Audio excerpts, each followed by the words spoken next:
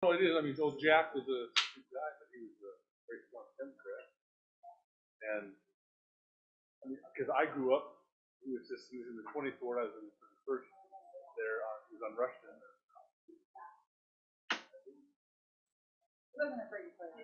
Yeah, no. My dad, he fought quite a bit, politically. He served for a lot of years. His wife was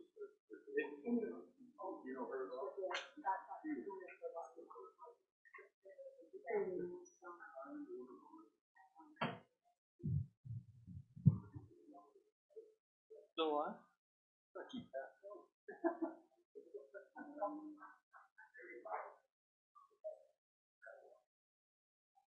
How are you doing?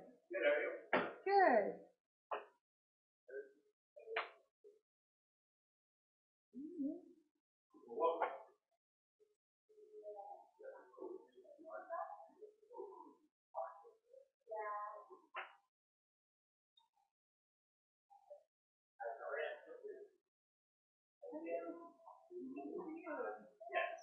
Got the countdown going for school?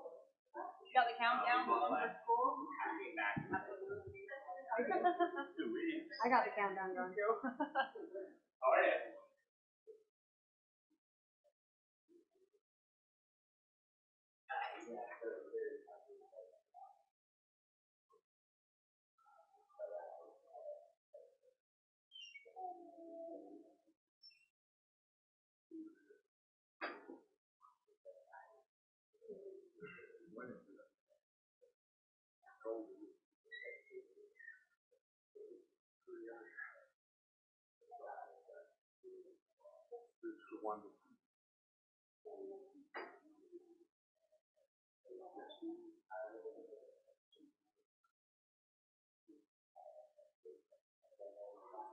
Ambry, not Ambry. I called you your sister's name, Emily.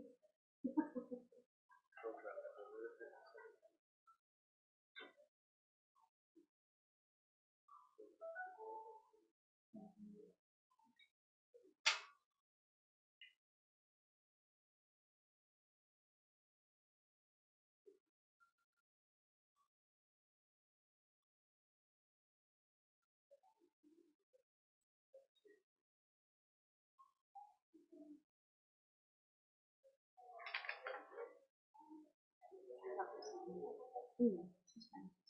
It's actually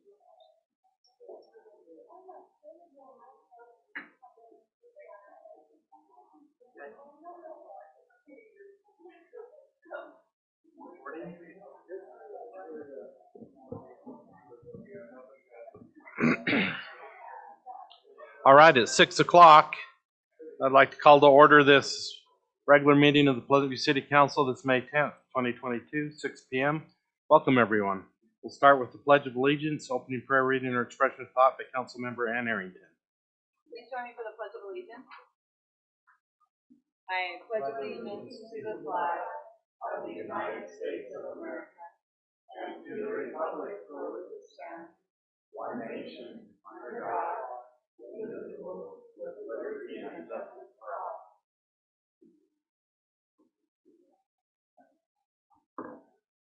Our Father in heaven, we're grateful that we could meet together tonight as a city council, and we're thankful for the opportunity we have to serve in this capacity.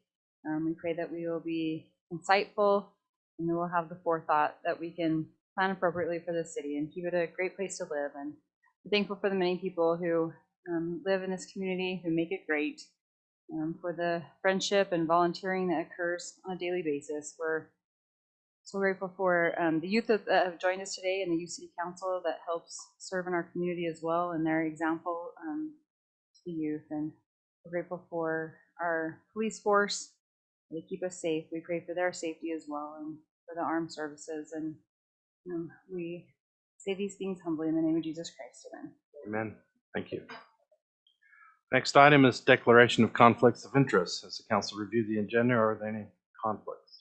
I just want to state that Nilson Homes, my brother-in-law, is the VP of construction of Nilson Homes. Okay. Thank you. Any others? All right. Public comments or questions for the mayor and council. Is there any member of the public that would like to address us? Okay. Next is consent items, which was the minutes of April 13th, 2022. There's two different sets. We had two little short meetings.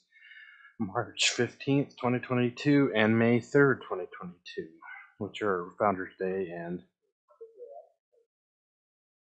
well, they were like, yeah. I'll make a motion to approve the consent item. Okay, and bills, yes, all right. Have a motion? Do we? Okay, motion by Gibson, second by Marriott. Any further discussion? All in favor say aye. Aye. Opposed? Motion carries. Okay, thank you. Item number 3, Youth City Council, senior presentation for Youth City Council scholarship applications. We have 3 applicants that have applied for our scholarship. Goldie Harris, Emily Berggraf, and Garrett Whitlock. Did I get all those names right? Or close? All right. We'll start up with Goldie. Welcome.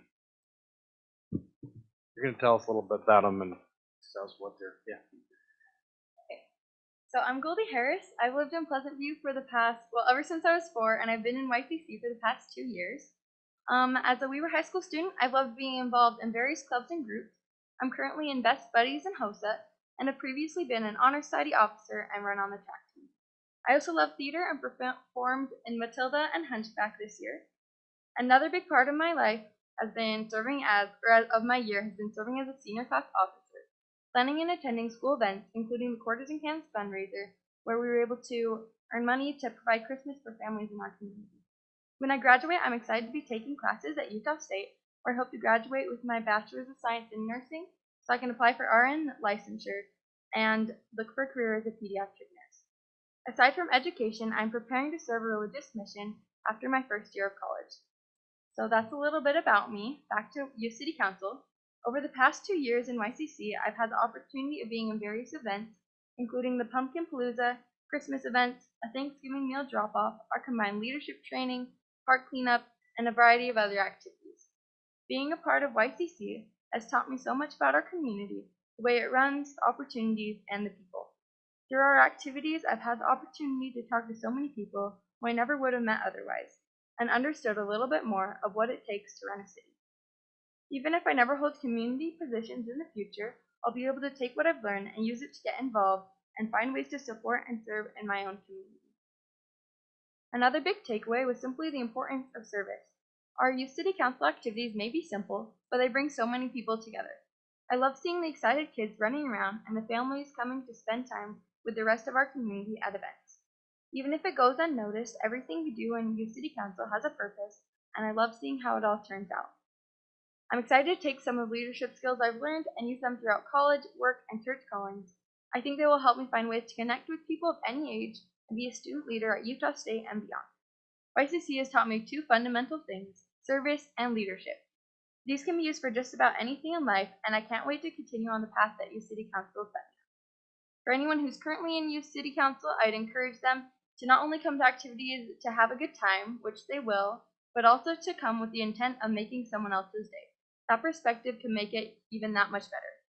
And anyone who has considered Youth City Council, considered joining Youth City Council, I would encourage them to take this incredible opportunity and be active in their own community. Thank you. Yeah. Any questions for Goldie? I have one question, Goldie.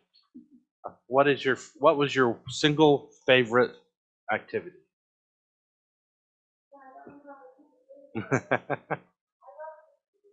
Good. Thank you. All right. Who are your parents? Yeah, who are your parents? Mike and Nancy. Okay, very good.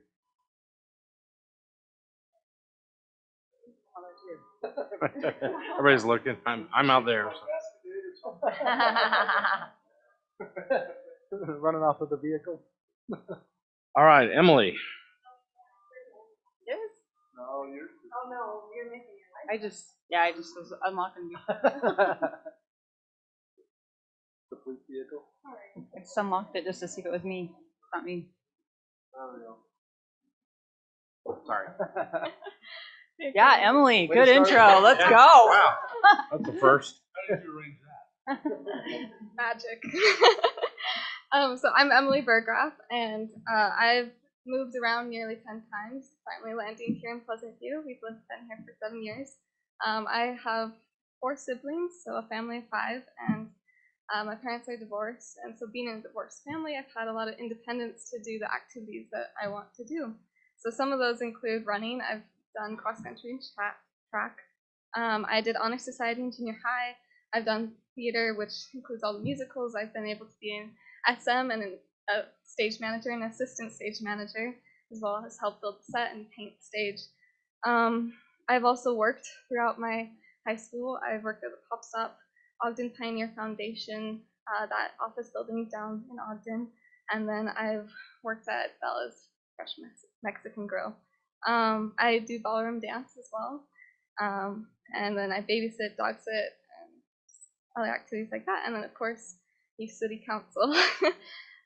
So some of the activities I really enjoyed here are I've been able to do the Founders Day Parade every year. I always make sure I go to that because that has been one of my favorites. Some of the other ones is making yarn wigs for cancer patients. Like, you always hear about people doing that, but you never actually do it until I came to one of the activities here. It was really cool to see how they come together and they actually look really good and people use them. And then my last favorite is the CERT training.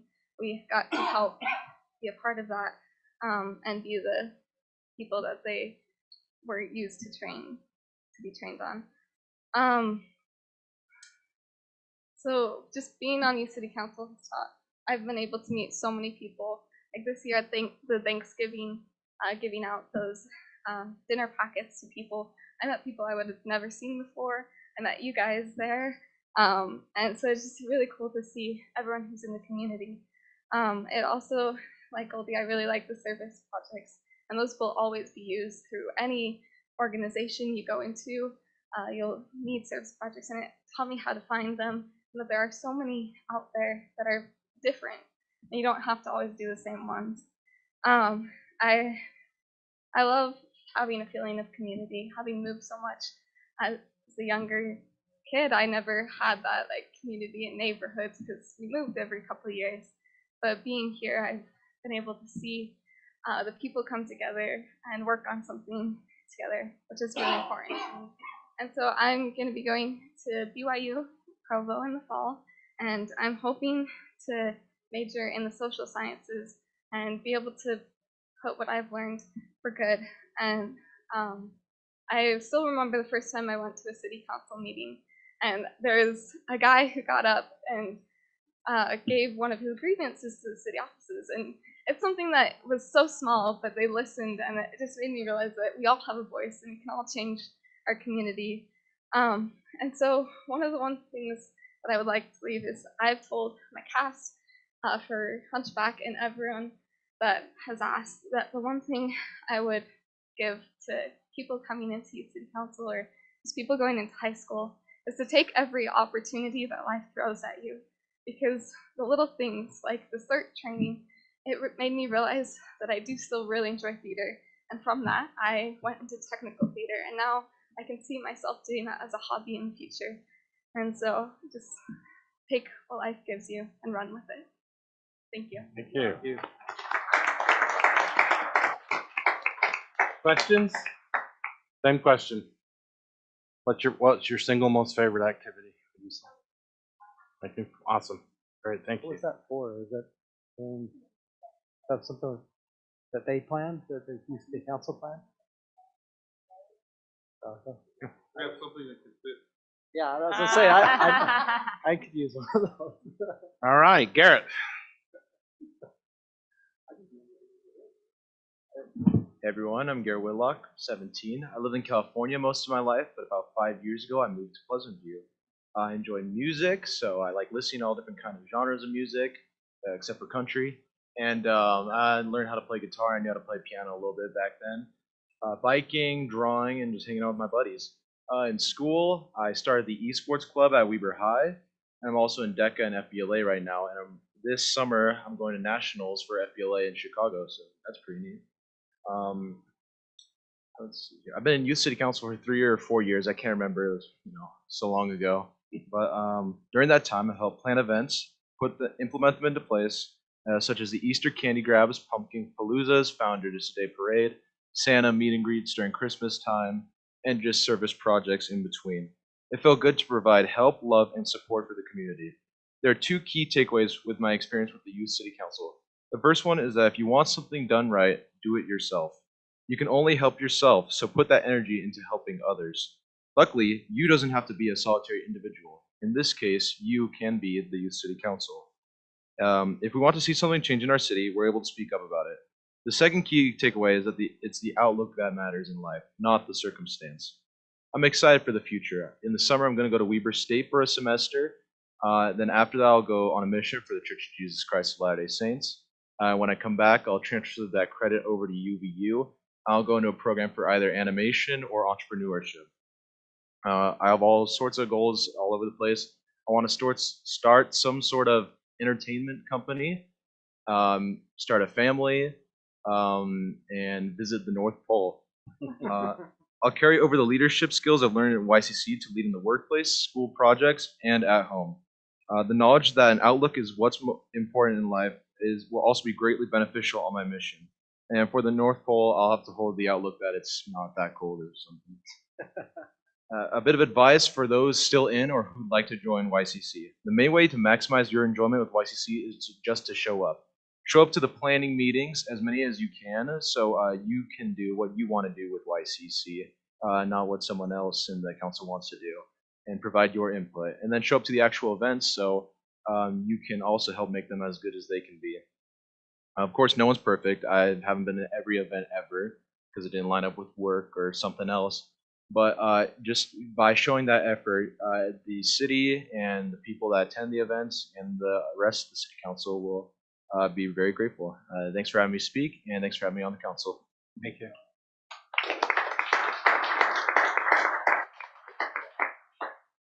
And of course, I have a question for you. What's the circumference of the outer ring of Saturn? And if you don't know that one, what was your favorite activity?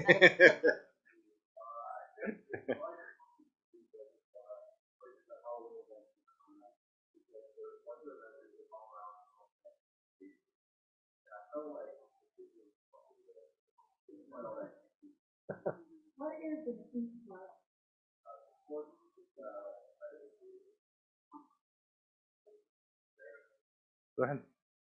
So, Garrett, first of all, I believe purple, so congratulations on Weber State. BYU, you thought that was a good choice. This is Weber State. I just want to say thank you for being, as an old man, I look at what's going on in society today and I think, oh my gosh, what are we going to do? But you have 3 good kids here. The future is bright. And I appreciate what you said, what you've done, the goals you have. That gives me hope. And I really appreciate that. Because you're the next generation. You guys are what make us into the future. It is nice to see good kids.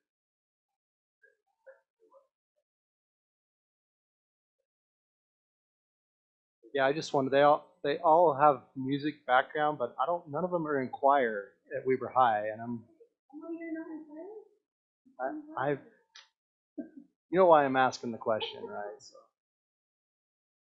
anyway, congratulations, really, really good job. I'm just so impressed with the effort that you guys put into that just now. So thank you. I want to thank Foley and Emily and Garrett for coming and just let you know that we'll be stopping by this week to let you know about your scholarships and this wonderful presentation that you guys have given us. Thank you so very much. Appreciate you being here and taking the time to educate us on what you've been doing and applying for that scholarship. Thank you. And good job presenting. It's hard Yes, to come very. to a meeting like this and sit in front of it. You did a great job. Good job. Awesome. Yeah. Practice, and it's a good participation to be able to do that. Yeah. And my last word of advice, which I always give, I don't know, were any of you to the dinner last week? No? Okay. They were busy with all Be involved. Trying to graduate. I know I'm preaching to the kind of the choir here, even though they're not in choir, but I'm preaching that, it's like be involved for the rest of your life in whatever. If whether it's teaching kids how to swim or little league or being involved in government or just doing something, stay involved. Meet people, love people. That's what it's all about. So thank you so very much. All righty. Yes. Yeah, we have a great youth city council. This is obviously some of the cream of the crop there. So. Yeah, it's going to be a long night. Budget night tonight. Thank you. Item 4 is a public hearing. Annexation map. Discussion and possible action to consider amending the annexation policy plan of Pleasant View City by removing Annex Area 4, the east side of the city boundary above the Brigham Canal, as shown on the attached future annexation map adopted August 25th, 2009, Resolution 2022-F. And Amy is lost in traffic somewhere in Maryland or somewhere. I thought she was Oh, she in Gettysburg? All right, Pennsylvania then. I didn't know if she was a bit. Yeah. But we can get through this. This is it's in the packet, right? Mayor, do you want to go do public? Yeah, let's go ahead and open the public hearing while I'm looking for it. Somebody? I'd like to make a motion. We go into a public hearing. I'll second the motion. Motion by Arrington, second by Marriott. All in favor say aye. Aye. Opposed? All right. Well, we just got to find it. You know what page it's on? After the budget, so.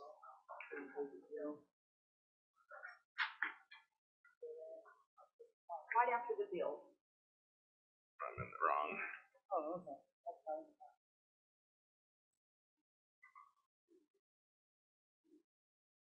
All right, we were approached by, was you gonna take it, did you say, or did? Oh, that's fine. Yeah, it's kind of a housekeeping thing. Simple one. Yeah, Mr. Skaden has property in the unincorporated Weber County, but the property that he wants to develop is in our annexation plan. And the utilities and stuff is easier for him to access through North Ogden than from us. So he's asking if we'll amend our annexation plan to remove it so North Ogden can add it to their annexation plan, and then he can start developing and doing what he wants with his property. Both Amy and Tyson both made comments that they have no concerns with it. So it's just a resolution just to remove that one little area right here from our annexation plan that's in unincorporated Weber County. So that's One of those things that makes sense. So. Is there a road access to that property right now from Pleasant View, or not at all? Above Kavanaugh's old house, or? Yes. They're building that. No, there's just that one from North Ogden, and that's we have Their no ability development to put. That's getting put services. in right there below Frog Rock, I guess that is, that road's gonna connect over. Yes. Yep, we thought it made sense as staff. So. All right. Any questions from comments from the public? Here, I'll make a motion that we close the public hearing. Motion to close public hearing. Marriott, second by Gibson. All in favor, say aye. Aye. All right. I'd entertain a motion unless there's further comments. Mayor, I'd like to make a motion to remove Annex Area 4 as and adopt future annexation map adopted August 25th, 2009, Resolution 2022-4. F. That's it. F for 4. Do I have a second? I'll second the motion. Motion by Yuri, second by Marriott. Any further discussion? Roll call. Arrington. Yes. Bailey. Not Bailey. Say Bailey on I it? was reading and it's like, wow. We'll have to get him on the phone maybe. Nelson? Yes. Gibson? Marriott? Yes. Yuri? Yes. Okay, motion. On the That's okay. No problem. All right. Motion carries. Thank you. Item 5 is vacate easement. Discussion possible action to consider vacating a PUE, public utility easement located on Lot 1 Yeah. If you end up getting a Walmart in there, we're gonna regret this if you somehow sneak one in. Okay, there you There go. you go. All right, to vacate a PUE located on Lot 1 of Goose Landing at 955 West, 3000 North, ordinance 2022-13. Let's have Tyson maybe present this one since he's the one that kind of does okays it anyway. So. So we put this one through. They requested to build on that easement. It's identified as they're an old sort of style of engineering where they blanket the subdivisions with the PUEs back when you used to run your Pine View and overhead power. And so we've been taken to reviewing them and made sure there's none of our existing utilities or possible future uses. So releasing that side easement isn't going to be a problem. They've got all their letters from the other utility companies that would access those, and the updated Mylar should be in your packet, and it's just removing that one along that west side of the property. The sewer main is in the back one, and that's a live active easement. Tyson, is it just the west side? We're not vacating any. Just the west side of that property. Are all the lots in that subdivision that way? They all have. They would have been a border for that phase, and so that's why they ended up with that one, I believe. And then, but not the neighbor's west side between him and his west neighbor. So it's sort of a borderline PUE. They just sort of link it around phases, and then they just sort of get left there. And so engineering, the DRC group would have reviewed all this, and nobody could find an issue with us releasing it. Yeah, it doesn't change any, whatever the setback rules are, they'd still have to follow any of that for their detached garage or pool house. I can't remember what this one was.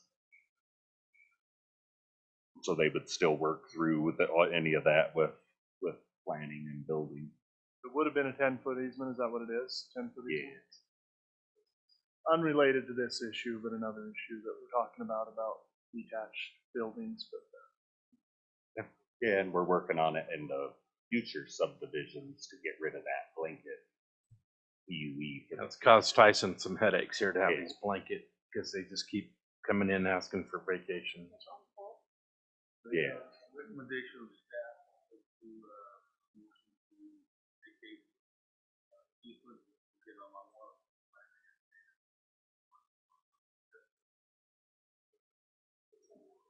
Motion by Gibson, second by Uri. Further discussion. Roll call. Arrington. Yes. Gibson. Marriott. Yes. Nelson. yes. Uri. Motion carries. Thank you. Item 6 is Budge Farm Phase 2, consideration of escrow agreement and consideration of final plat application. Let's take these one at a time. Derek. The escrow agreement. If you remember, we came up with a kind of a boilerplate on the escrow agreements. I believe does this have any different? I think this one came in before we finalized them, so. Mayor, can you hear me?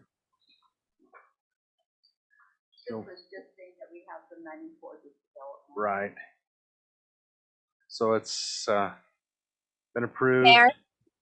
by staff, and which gives them the dollar figure of the 40 or the 222,741.18. What about the final plat? Is everything Um, good with that? Yeah, but let's take them one at a time. Let's just do the escrow agreement first. That's okay. I guess we could do them both.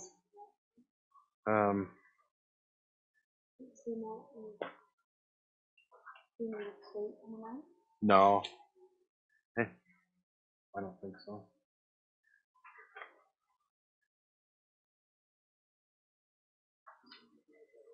But I don't know if you guys had a random riverbed phase, farmland phase in your packet. Mayor, can you hear me? You pull that one out. Yeah, we're not sure how that got in there. Riverbend Phase 1, that's his. Yeah, you can take that out. So, 222,000. Yes.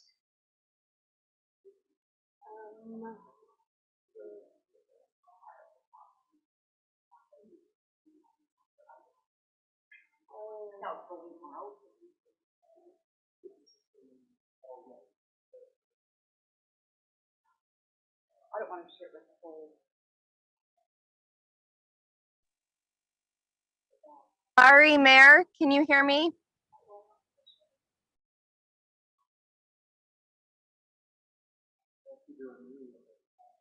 Was last. Oh, it's a new one every time.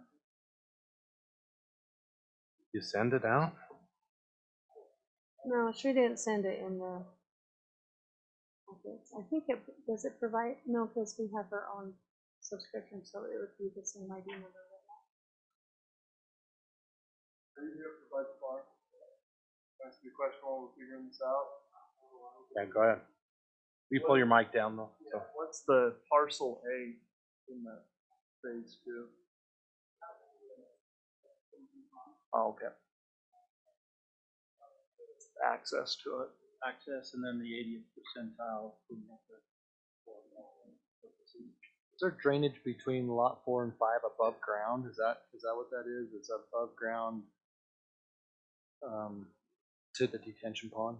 Not above ground, that's just your access. That's just the easement there? Yeah, the easement. So you'd have your storm drain pipes and. Oh. Did we get it? It's fairly wide, I don't know why, but. Well, we were just saying it's so you can get back to mow it or Yeah. take care of it, right? It's so. Okay. I think they'll probably, looks like they're going to do that in more of a, like a rock kind of thing, so you can get access to it, but also that it would provide, probably let you, like the 100-year storm and other stuff, get back to that area.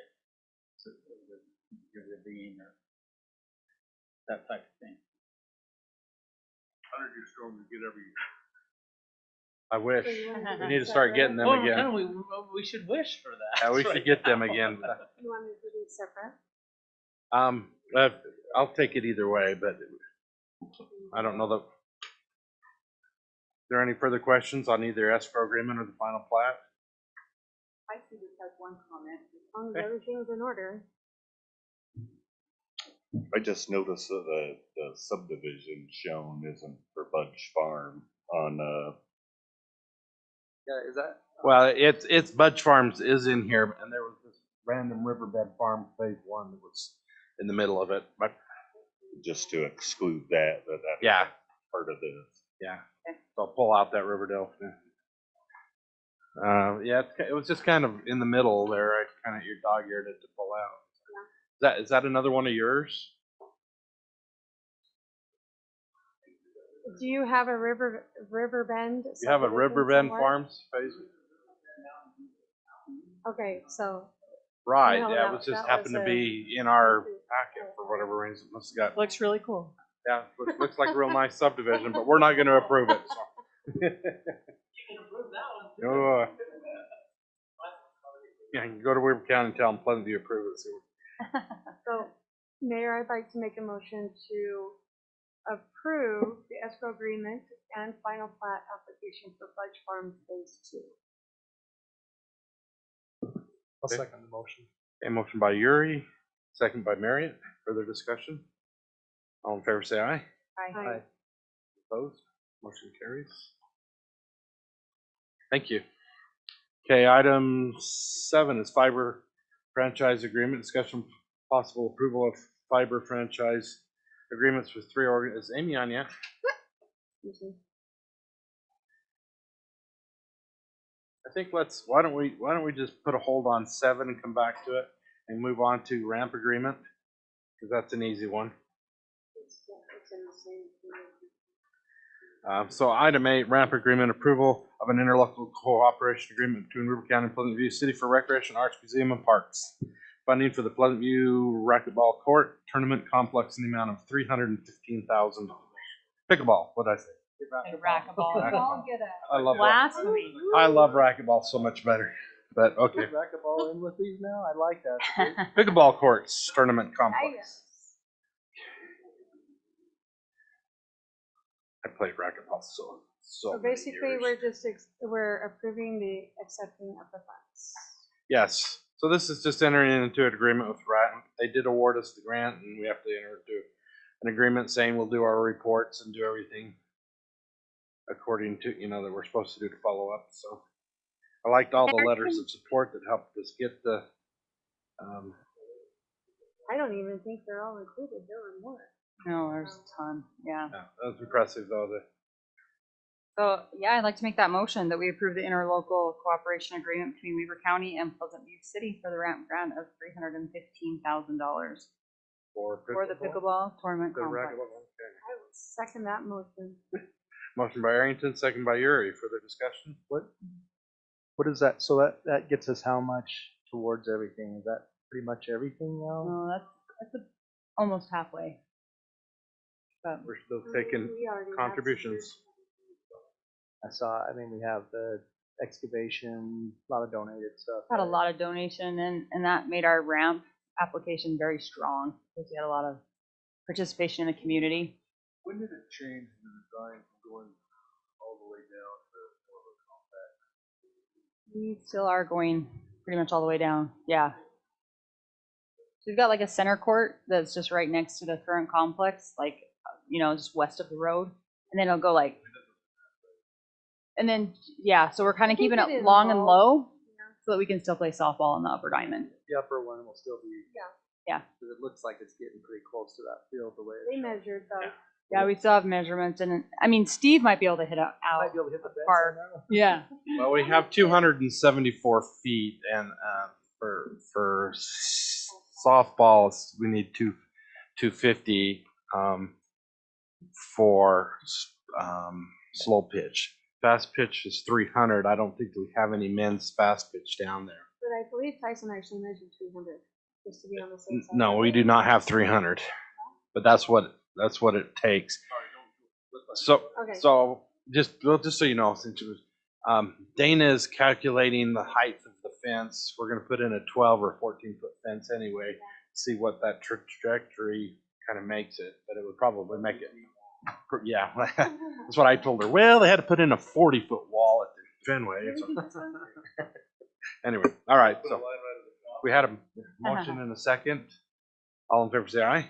Aye. Any opposed? Motion carries. Thank you. We're excited. Hey, Mayor, can you hear me?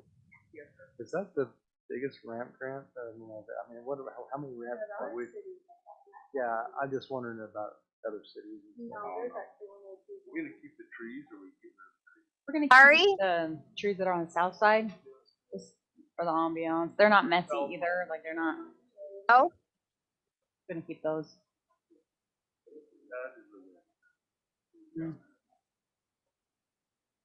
hello? As, like, you in a basin, but yeah.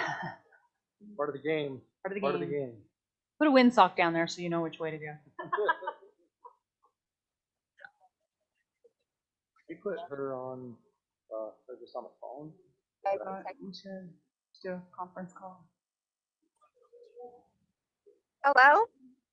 put the phone on speakerphone, sit it next to them. Well, where? So where is the, She's on Zoom, but there's no volume. She's got no audio from her. do we have her On her muted? side or Can on you her? call her up? Oh, From the Zoom? on there, she's going, but.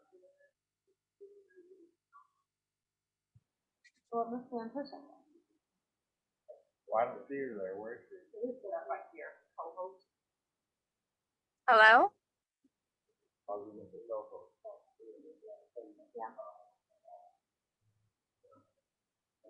So we just don't have it.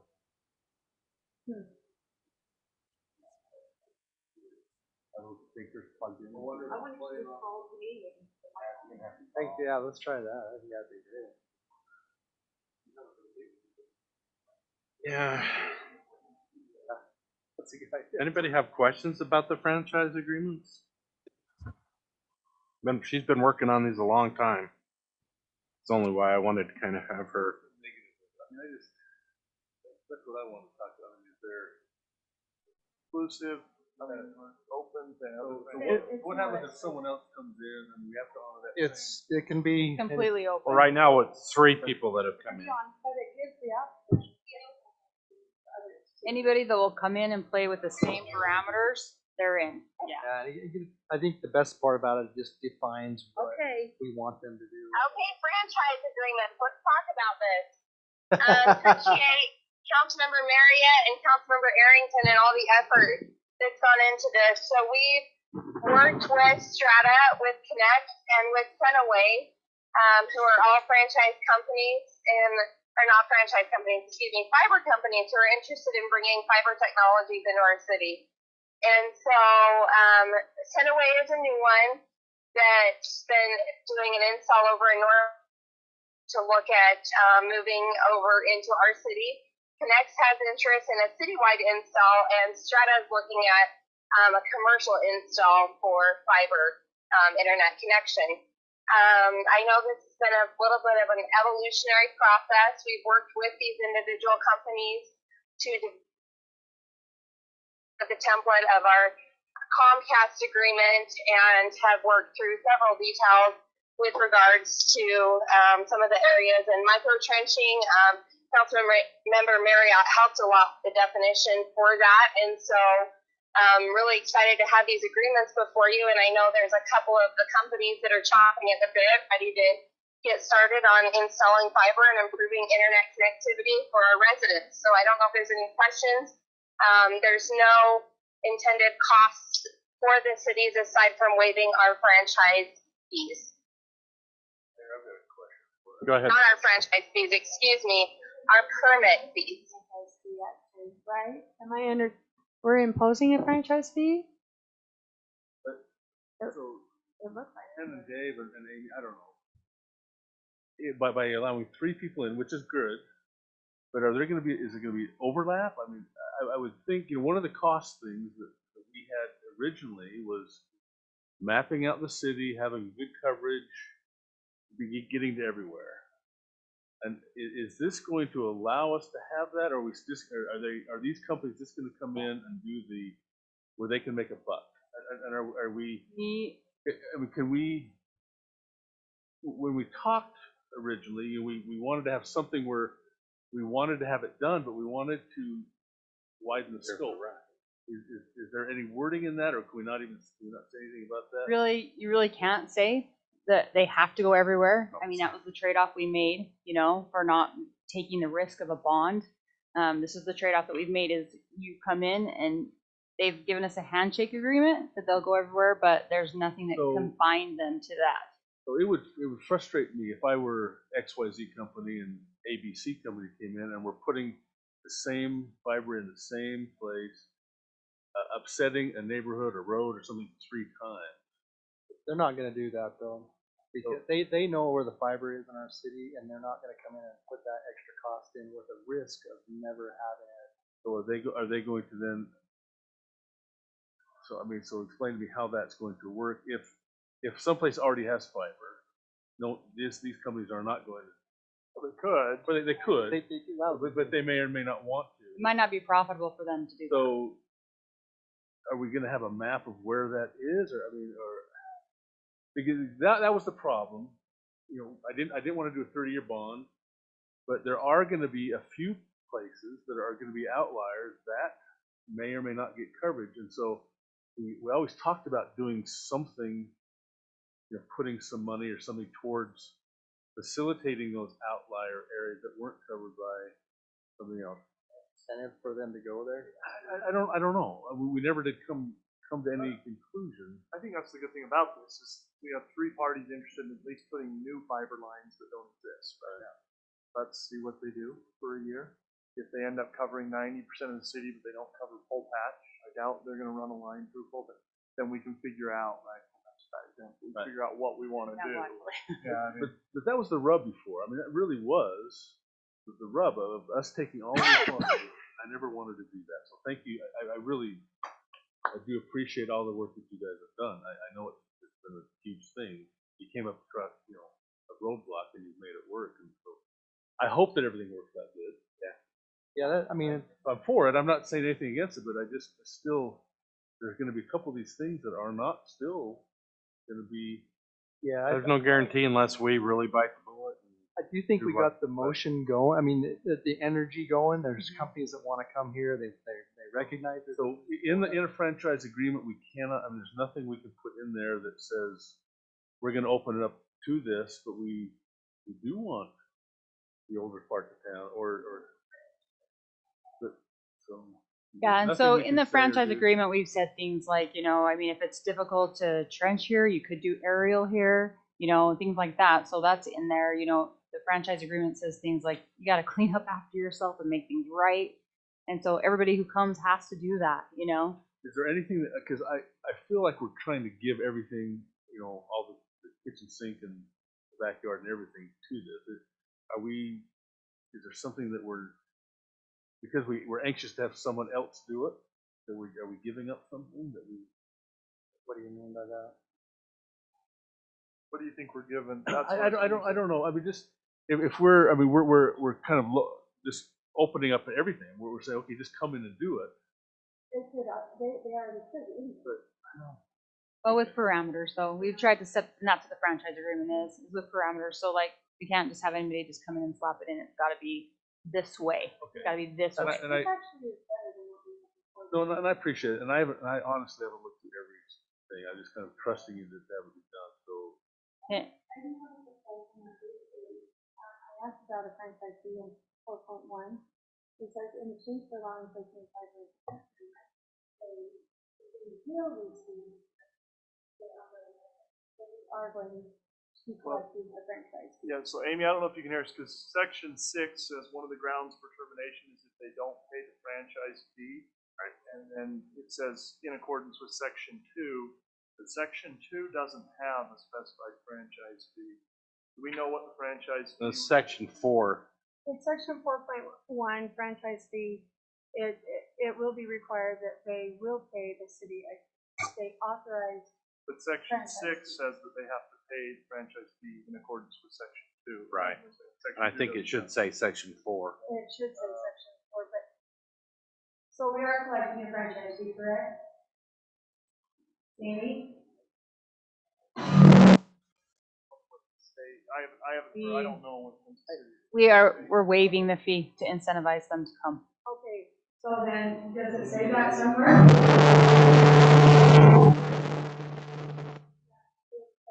We will enact through council or, okay. Individually. Okay.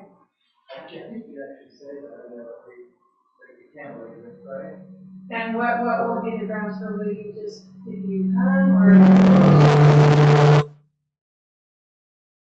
Just incentivize them to come to our city. Is it for a period of time or?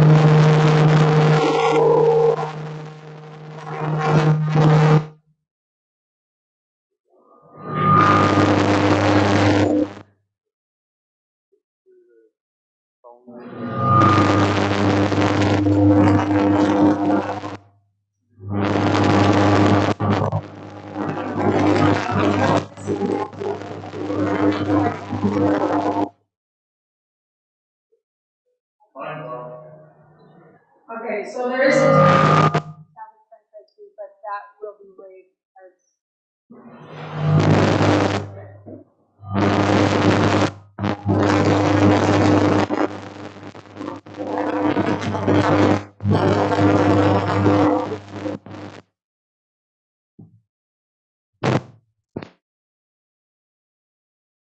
Select the franchise fee and apply it towards. But there is a bond or that they will be paying just to make sure that repairs and things like that. So I'm just wondering, on the termination, the city can terminate, or based on what I can see, primary reasons, and that is if they don't pay the franchise fee, that's not applicable, or materially violates material duties. Well, I think that's fine. They're assuming some sort of duties in the agreement that they'll have to comply with. I'm just wondering if we have a provider that's causing specific issues. I don't even know what those issues are. They're putting the lines above ground to people's yards. I don't know.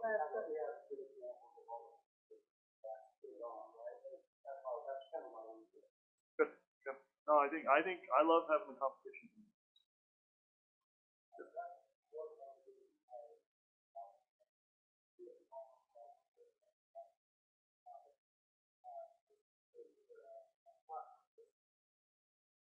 Mhm.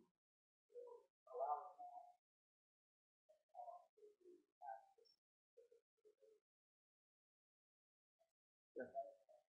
And they bear the cost for that. We're just waiving the permit.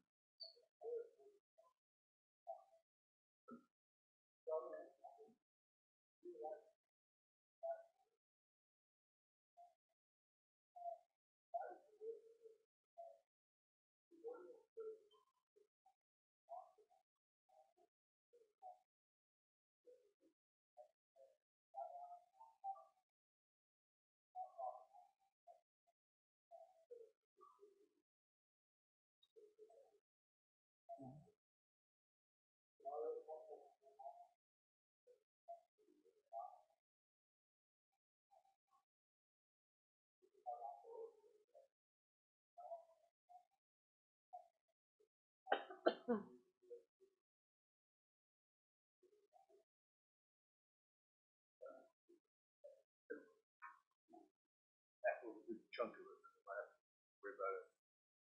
They're saying they're ready to come in soon then. So, We'll work on this for a while.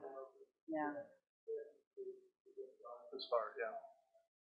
Are we going to help like promote it, advertise that this is available to new residents, or? I mean, we can, but we don't have to. It's not our baby now.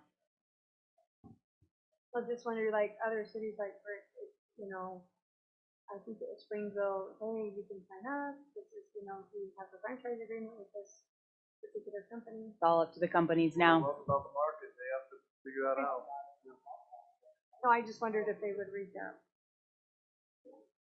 We have put in the franchise agreement though that like neighborhoods have to be contacted like before they dig and then a few days after they dig and then come back afterwards and make sure everybody's happy. So there's like 3 visitations from the company that has to happen. So.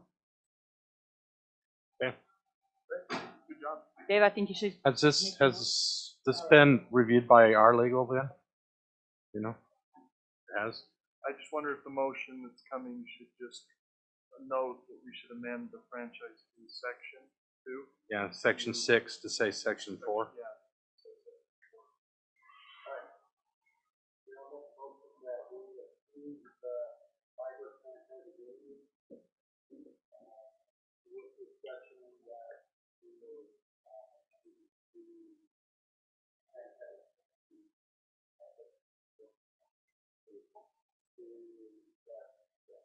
Section 4, franchise fee.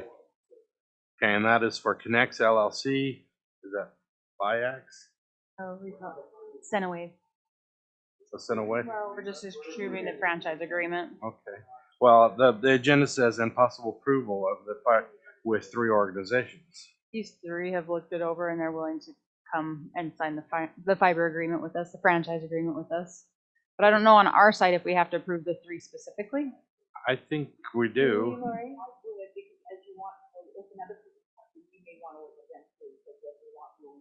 Yeah, I don't think we can just do a blanket one and.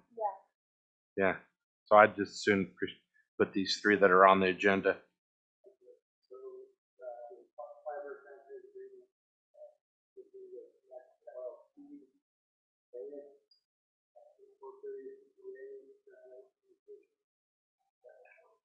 I'll second it. Okay.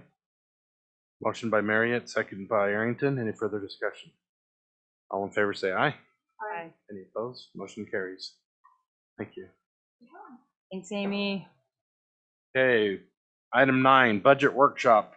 Yay. I'm not as excited because I've already been through it multiple times, but I'm sure you guys are. Yes, we are. All right, budget workshop. Laurie. Yeah, I don't know if we want to start on page 40 and 41. Okay. Um, Which is at the first.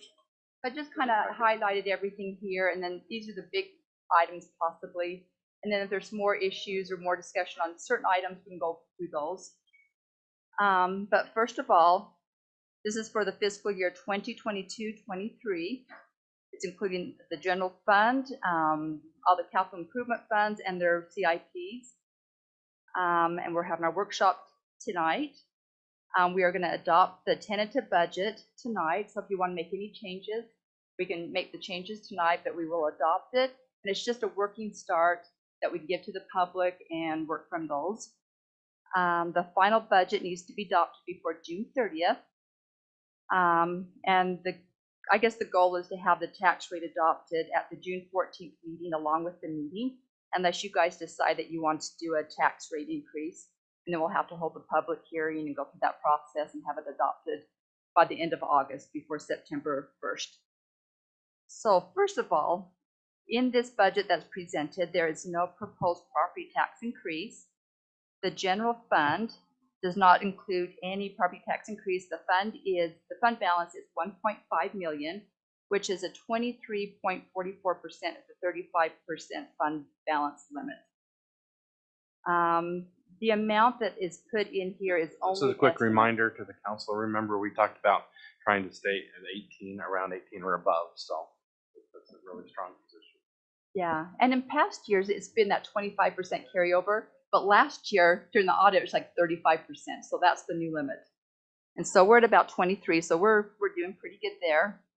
And the number that I put in it's a guess. I have no idea what the property tax valuations are going to be or the rate. So it's just a good guess in here. And hopefully by the 1st of June, we'll have that number that we can work off of. Back to a freely floating rate. Uh-huh. We don't have to do the indexation here. That's what we're guessing, but my number is just really Well, the a first week estimate. of June, but we should be okay. Yeah. Need a tax increase. The sales tax revenue, it's been estimated at a conservative increase of 9% over this current year's fiscal anticipated revenue. Building permit revenue, which includes all the fees and impact fees, has been based on 90 residential building permits, 120 miscellaneous permits, and 4 commercials. This year we're about 120, 130 right now of residential permits. So this is a conservative. It's kind of a conservative amount, and it's just, yeah. Well, I just can't interest guess rates anymore. are rising. You don't know. I think Yeah. it's good to be conservative. So.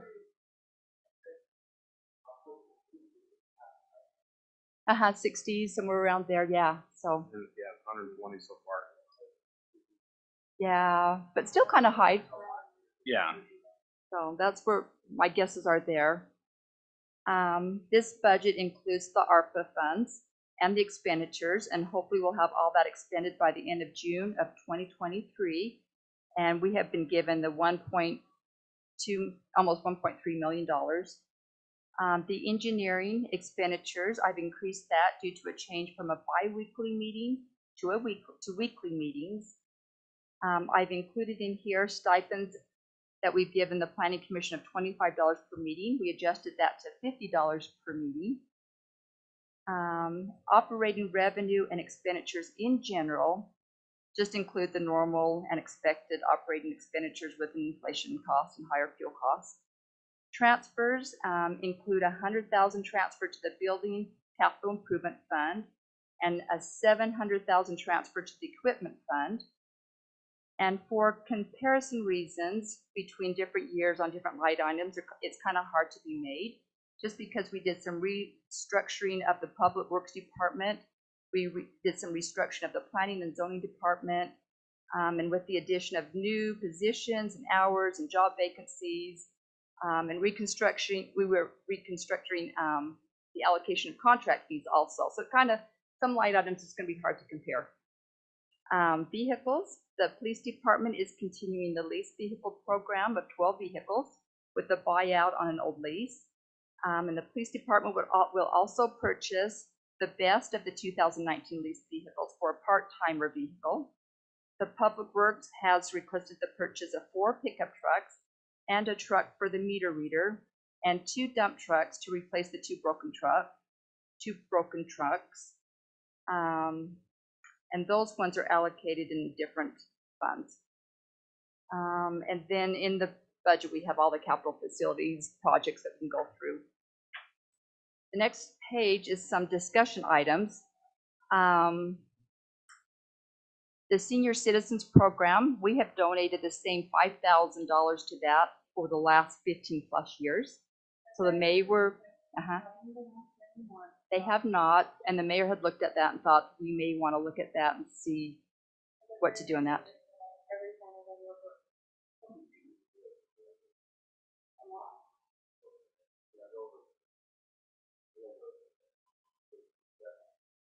We can have those.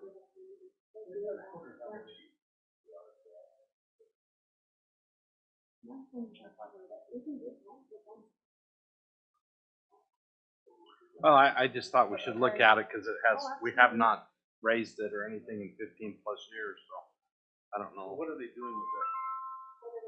Oh. Yeah, go ahead. Over there, gosh, they provide meals every single day, they provide activities every single day, they provide tax services, health services, shredding, vaccinations. North. Yeah, Mhm. yeah. Oh, no, we provide these monetary funds, but they serve a region. There's no membership fee or anything when you go. But they have, counseling, they have arts and crafts and philanthropy. They have dances, socializing, they have. No. Yes, well, the director's run by the county, but North Ogden owns the building. Yeah, they provide most of the funds North Ogden does, but actually, we're the biggest contributor outside of North Ogden. Sure. But they're very, very, very good with their money. Gosh, they have a very limited budget for moving. Well, anyway, I put that in there. I didn't know if we wanted to consider raising that or. Oh, that's really good. Hey. Oh, yeah, if we gave them like 1,000 or 2,000 more,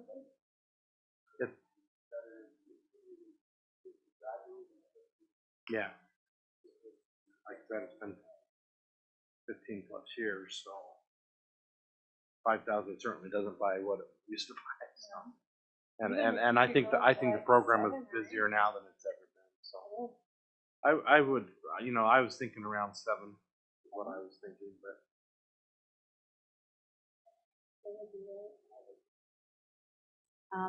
And later on, you may want to talk about the property tax increase, but that's not in there. Another discussion items is the fees. One of the fee proposals is in the sewer utility fund. In order to maintain the same ratio of the monthly fees, so of the monthly fee, that $26.55, 35% of it goes to Pleasant View to cover our expenses, and 65% of it goes to Central Weaver Sewer. So we've just been upping the fee every year. Every time Central Weaver goes up, we're going to try to maintain that 65% to go to Central Weaver Sewer. So that is from $26.55 to a $27.80 monthly fee. $1.25. That's along. And the other increase is in the garbage. Do we know if that's covering our expenses, the 35%? We're going to do a fee analysis for water and sewer this fall, but that's just to cover the increase in Central Weaver Sewer. They're still going to get the 65% of that. Well, an analysis. Good It'll job. be like Good job, in-house. Lori. We'll kind of we kind of have to for our impact fees. So, So we'll be doing that. The other one is in the garbage and the recycling fee or fund. Because that we did all that restructuring with the Public Works Department, and we've added a new Public Works employee, and the increase in the garbage pickup fees and the tipping fees, that $10 garbage fee and the extra garbage fee of $11 needs to be increased to $12 and $13. And then the recycling fee of $4.25 and $5 for the extra needs to be raised to $4.65 and $5.40. And there is an option that I put in there. There is some excess. We raised the fees last year, so there is a little bit of, we made money last year a little bit. We could take that excess and maybe offset it with the 70 cents credit on the garbage and a 20 cents credit on the recycling when we get to that discussion. And we also have a request to amend the on-call policy. It would basically double the on-call pay, and that is a $17,000 budget item. And also we put in here to look at the mayor and the city council's pay. If they want to adjust that, that will have to be done by another public hearing and an ordinance is required. And then we've Include in the packet the study of surrounding. I didn't. I can send it off to everybody. We did a study last year called around the different cities to see what they were paying. So it is a year old, but I can email that to everybody tomorrow morning or something. And I know nobody here that on the council make money, but we keep kicking this down the road, and we're so far behind everybody else. It's almost sad. And sometime before, like you said, I hate to get to a point where it's like some council or future council has to just do something crazy to get caught back up. So maybe you could send that out, and that can be part of our between now and Okay. the final. And I noticed that was missing North Ogden last year. Well, when I tried to, there's kind of a note there. I called them and they were like, we don't know if this is public information. I said, yeah, it is. But I think they were doing that turnover. Everybody was getting different jobs, and I don't think whoever I talked to was If you unsure could get, what they could maybe, get out. maybe update that a little bit or something It's not public information. on that one. Yeah. Sorry, can we back up on the on-call policy, or what is on-call like? Does that mean like when Public Works needs to come in if something's goes No, down, or? that would be like more of a call out, but they're required to stay around the area on-call for a whole week, and then they just keep taking shifts. But that one person is responsible to respond to every call that comes in, or an emergencies, or and to get everybody else to come in for a whole year. They don't get paid though unless they actually get called, or is it? This is They're just on-call pay. We would pay them just to be Both. waiting around the house. So you get paid to just wait Be for on a call. call. And if they get called for a water main break, then everybody gets paid to come and do the water main break, or if they get called. Larry, if you don't mind discussing the total budgetary change with the on-call pay, because it wasn't horribly Yeah, that's what we're substantial, talking, but I will say, 17,000. with our on-call policies, people are not allowed to go very far because they've got to be available for response at any given time. And so the intent was to try to look at addressing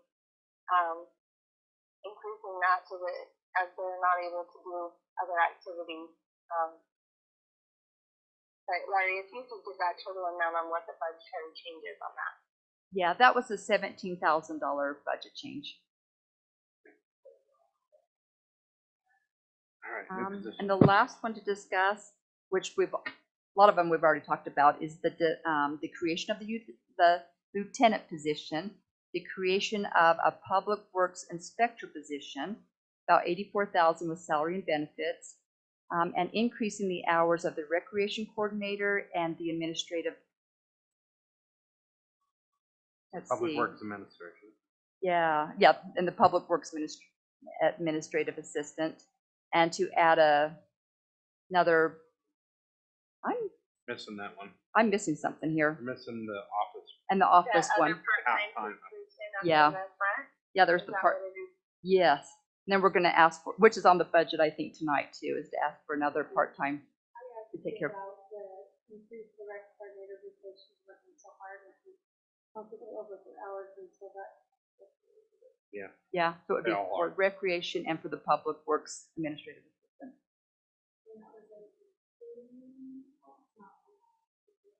3/4 for both of them. Yes. And some of the personnel items that's in there is the pay plan. And so we've done the 2022 market survey and did the adjustment.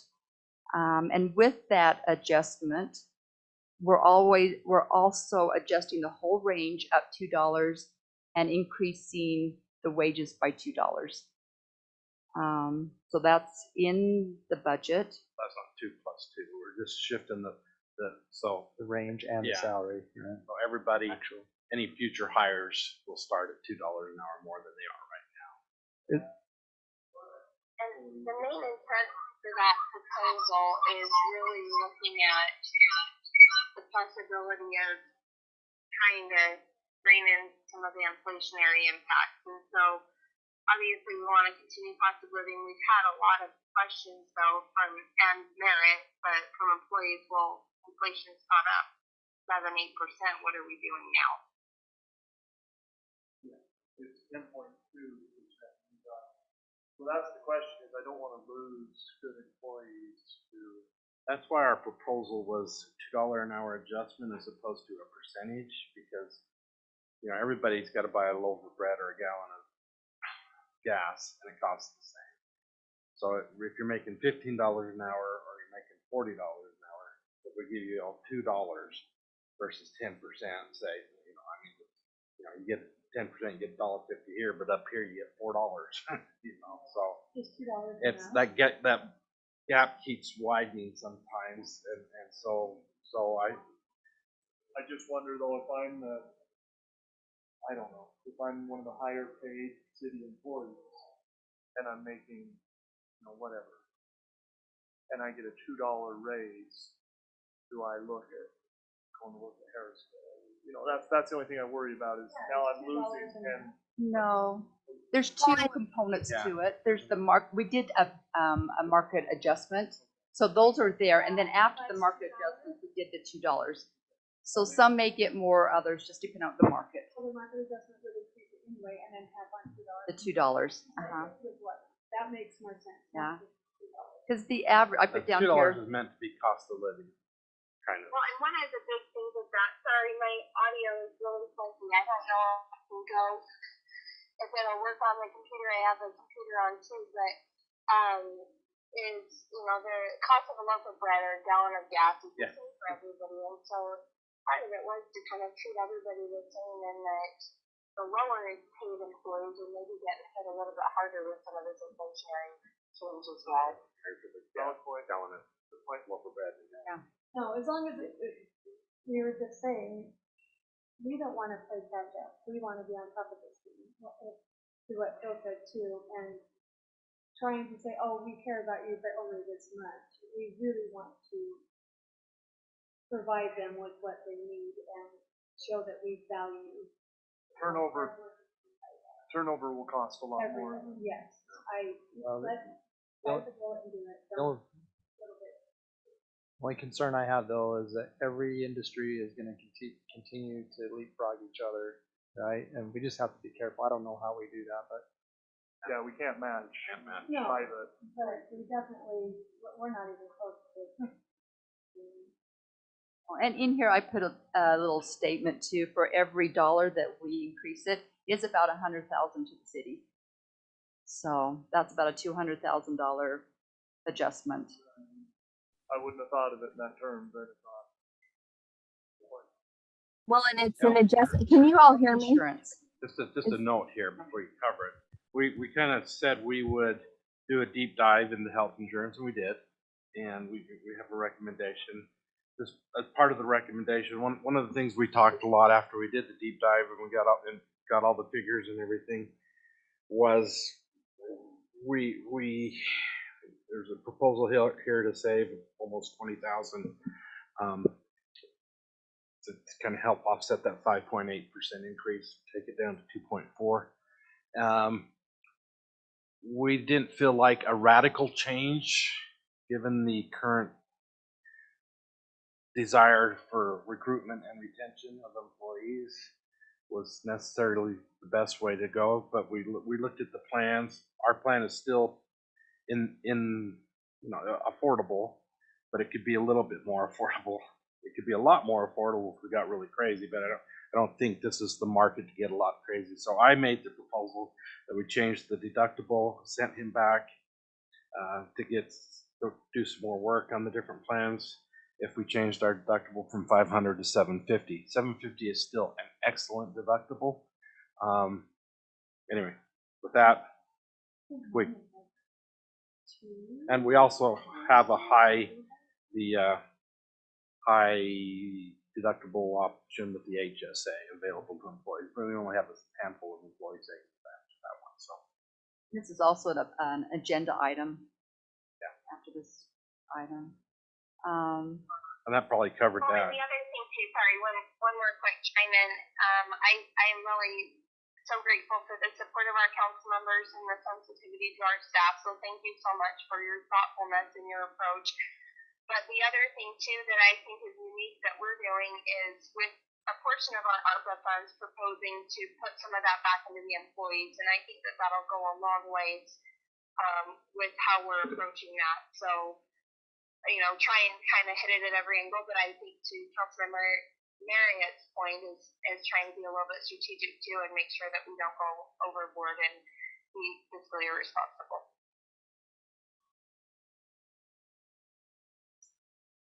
So the next thing, we did get a decrease in our in our dental insurance, but it was only like $1,500. But it was a decrease. And then we're just keeping the same life insurance, death and dismemberment insurance. That hasn't changed. And nothing has changed on the flex spending or the employee assistance program that they're still offered. And we're still offering the 401k for post-retired employees. And also if employees opt out of health insurance because their spouse or somebody else has the insurance, we will only pay them 50% of what it would have cost and put into a 401k for them. And then we do have a matching 401k option. They take a different insurance split on the insurance premium. Our full-time equivalency this year is at 38.02. And then we saw the job request up above. That's just hitting the main items in the budget. What about insurance, the city insurance, and did that change or increase or Liability. our liability to the city? Yeah. It's in the budget as a guess amount what's coming. They've actually emailed me and Amy and says we need to meet and talk about it. So I'm sure we'll be meeting next week and getting the new amounts, but there are just estimates in here of what we're guessing. Sure it's have to rise. Yeah, so that's still coming. How much do you guess? And just a quick chime in on that. It is a 4-year average, and so they look at our amount of claims over a 4-year period and how those kind of impact the bottom line. And so there's, a chance that there could be a bump up if we have more claims, and then a bump down the following. I mean, it just kind of fluctuates based on the number of claims. Yeah, it's on page 7. About the 4th line item down called insurance and surety. I'm guessing about 63 on our general liability, about 20,000 on auto, and about 13 or is that 15 on property. So that's what we're hoping comes in. So I upped it a little bit, but not an awful lot. I'm being hopeful on that item. We're asking them to do a lot more. Hopefully that's not going to increase our training. They've been excellent to help with the training, safety, and other things. And in the budget, I don't know if you want to go through any particular line item, but in here I have included the pay ranges with that $2 bump on the whole range, all the ranges. There's a history of transfers that we've done. The property taxes in there. Oh, if you look on page 1, I'm just going through so like the pay ranges are on page 35. I don't know if you want to flip to those and just look at them while we're talking. I just put all those supplemental items in the back. And Laurie, can you clarify, so with the property taxes, if there's an adjustment, that's not yet assumed in the current budget proposal, correct? So that would be in addition to what's already been proposed, or there is some type of inclusion with an adjustment? On the property taxes, it was just a guess from me with no property tax increase. But I don't even know if I'm close. So, No, thank you. So I guess the intent is that we possibly look at it, but there's nothing currently in there. No, not as if we're going to try to increase them. No. And just to clarify, that is by adopting the certified tax rate, not going off of last year's tax rate. Yes. Yeah, the new certified. Yeah, tax whatever it. But we will not get that till the first of June.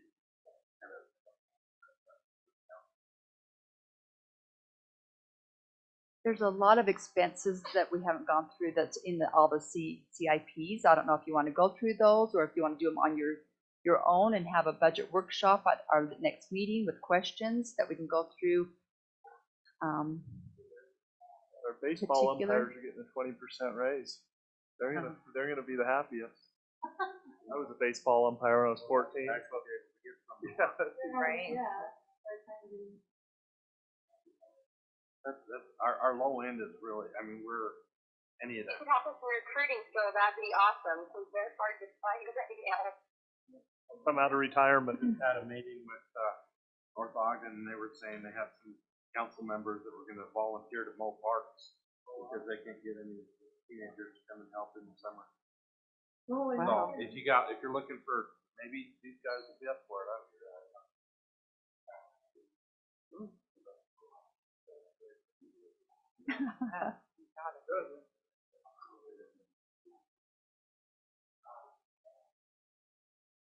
What age do we allow to work there? What? 16? They can't, Tyson, they can't mow until they're 18, or is that not true?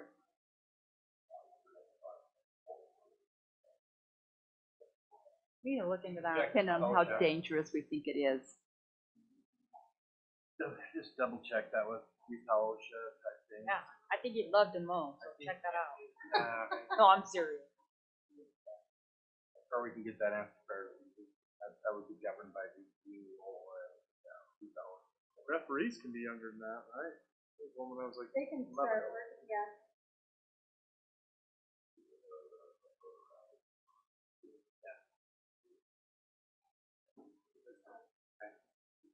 All right, so you guys want to go through the CIPs real quick? Okay.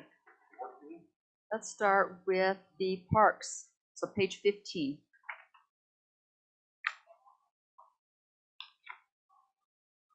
All our capital improvements. Uh-huh. So in the parks, I do have a few pickleball notes that are in red. It's just an addition. Our engineer has a higher estimate of what the cost will be. It's actually coming in at 800,000. So I put possibly looking for some more donations to offset the expenditure of another 108,000. Mm-hmm. Yeah. And in kinds and all that, yeah. So we have some easy ramp grants lined up. One of them's for, well, the easy grant ones are for the park shades this year, the entertainment stage, and the Barker Park netting. And for next year, maybe something for Founders Day, and if we can find anything else that we want to do a ramp grant for, it's plugged in there also. What's the amount on that? But you know, you can actually apply for under entertainment, arts and museums. You can fund quite a bit that kind of thing. I don't know why we've never applied for that. And every year, you could 20% of it, you could fund all sorts of things. From RAMP? Up to 2,000. No, Well- with the regular grant, with the regular. and that's at the 199.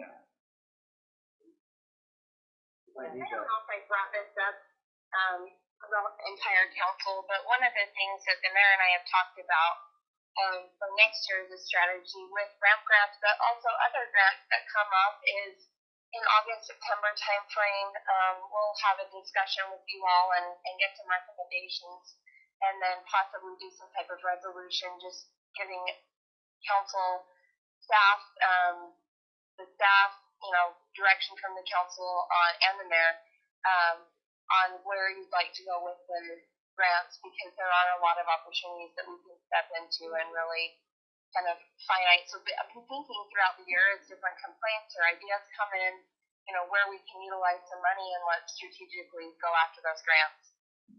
Fund the part-time position by just dedicated to grants and make money on that. Yeah, there's 7 very substantial grants that we can apply for every year. One is very large, over 200,000 annual. I definitely want to do that. So for next year, we have some resurfacing at Shady Lane Park. And we moved over that automated irrigation system in Pleasant View Park. Some fence repairs at the Pleasant View Park. And some resurfacing at the basketball courts at the Barker Park. It looks like, and also working on the north entrance at the Wadman Park is what's budgeted in the parks for next year. So are we gonna be able to complete this concrete work and aprons and that at the multi-sports park this year out of this year's budget? Because we're running out of year. Will it just carry forward automatically then? Well, we'll open up the budget and move it forward. Should we do that now, or should you think it's gonna be done before July 1st? And you only got about 6 weeks, so.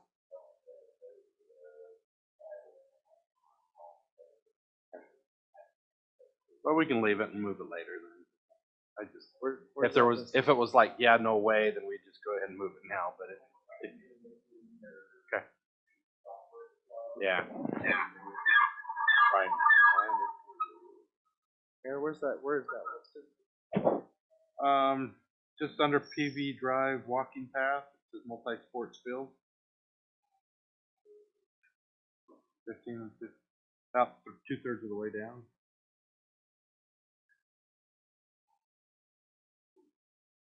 Okay. And the next one will be the storm sewer CIP, page 17.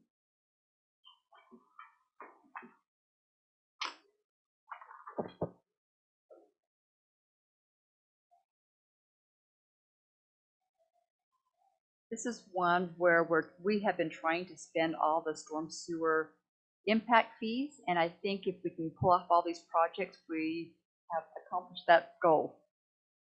So down at the very bottom, you see in red a negative 155,000 in impact fees. Hopefully we don't hit the negative, but if we can get close, we want to spend it. So that's what these projects include. So up at the top, we have the decant facility for 470,000, and the horseshoe engineering for 5. And then we have some of the pickup trucks that are allocated to this fund, and also the 2 broken clouds, just miscellaneous piping,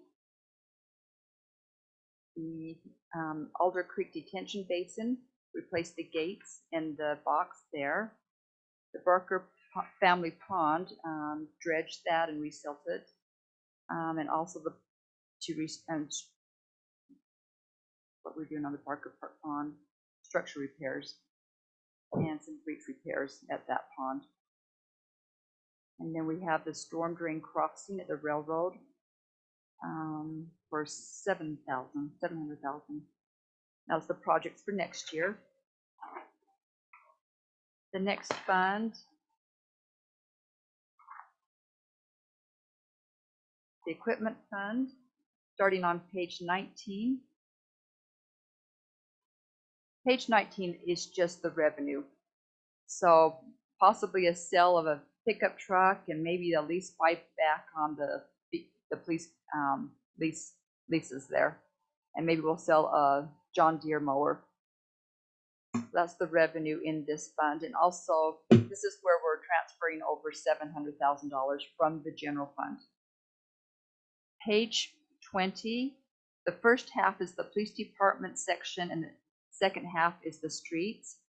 So the police, just a copier if it's needed. We just keep moving these copiers forward until they actually do break down. We have the police lease program there and the equipment, the transferring of equipment for those vehicles. And then he has listed some radar, speed signs, some handheld radios, firearms, the bulletproof vest, and he also has a body cam system that he's actually gotten down to a better price. So this first year, it's a 5-year lease. First year is $13,000 and then $6,500 for the next 4 years. I don't know if Brian wants to tell you about that program.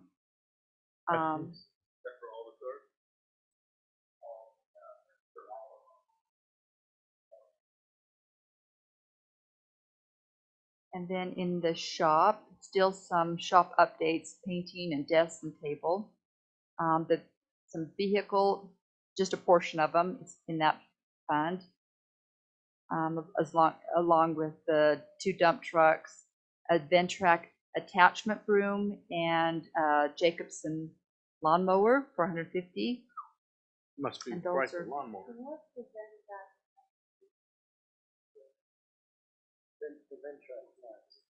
What is That's that new vacuum. Be able to. okay.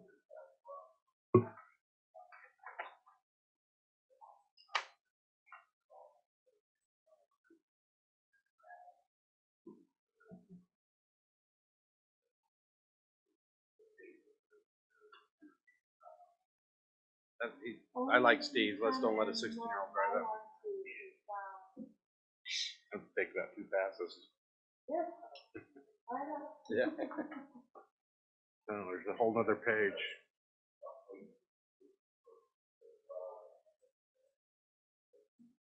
The next page, page 21, is just the general office, some city building expenditures, the security section of it. And so next year we have some laptops. And these, the Cassell programs are just tentative. We're still looking into them to see if they're even worth the money. But one's a business licensing module and an animal licensing module. And then a copier. If ours breaks, we'll buy one. Otherwise, we'll move it over to the next year again. In the city hall, just some structural repairs. Something, if you go into our office, you see all the cracks. We're trying to figure out what's happening there. Maybe it needs some help. Yeah. So that's budgeted, and some interior basement, maybe downstairs, some repairs and tables, replace those, and some painting inside this building, the office room and city council room here. And the marquee, that's an item that will just move forward until it's actually not workable. The furnace replacements, we've done that over 3 years if that's needed.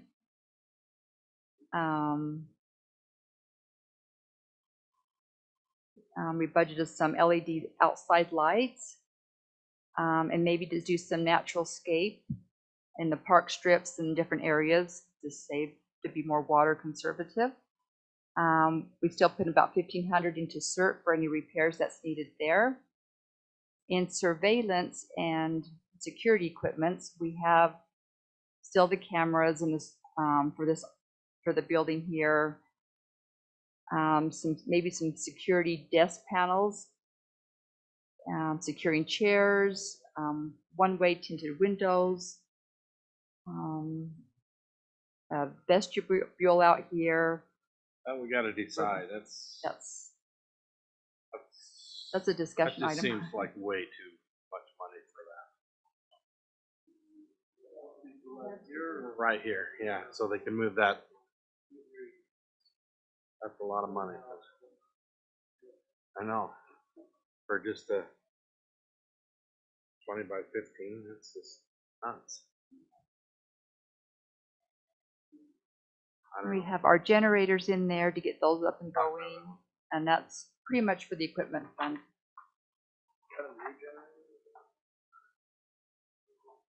They're new and replaced some of them.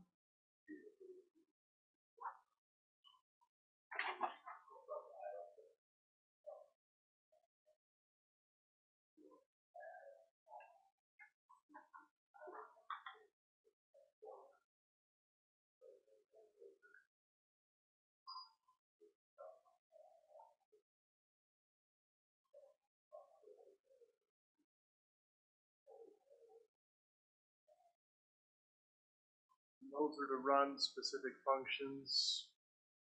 Those generators are set up where? Are they movable? That you take? No.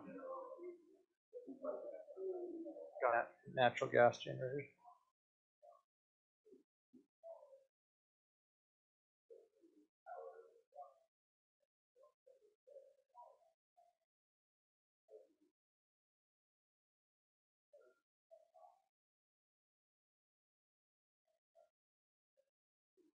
Well, this would change that. This would connect it.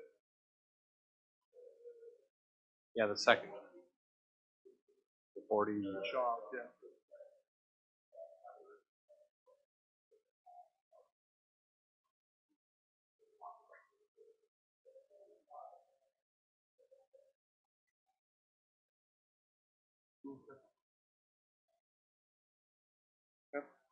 Yes, that's one of the things I've mentioned earlier. I think we need to look at our, are we ready in a disaster or natural disaster, emergency? And if we can't run our public works at all because of that, that's definitely something that we're going to get on our list. Page 24, and we'll start on the road funds.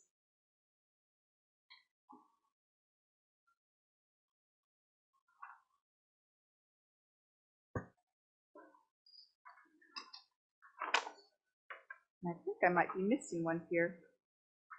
Well, 24 is a good one for you guys to review. It's got basically kind of the 5-year plan. People ask, when are you going to do my road? You can kind of see what the plan is on that. And the costs are. It'll probably go up a lot between now and then, but.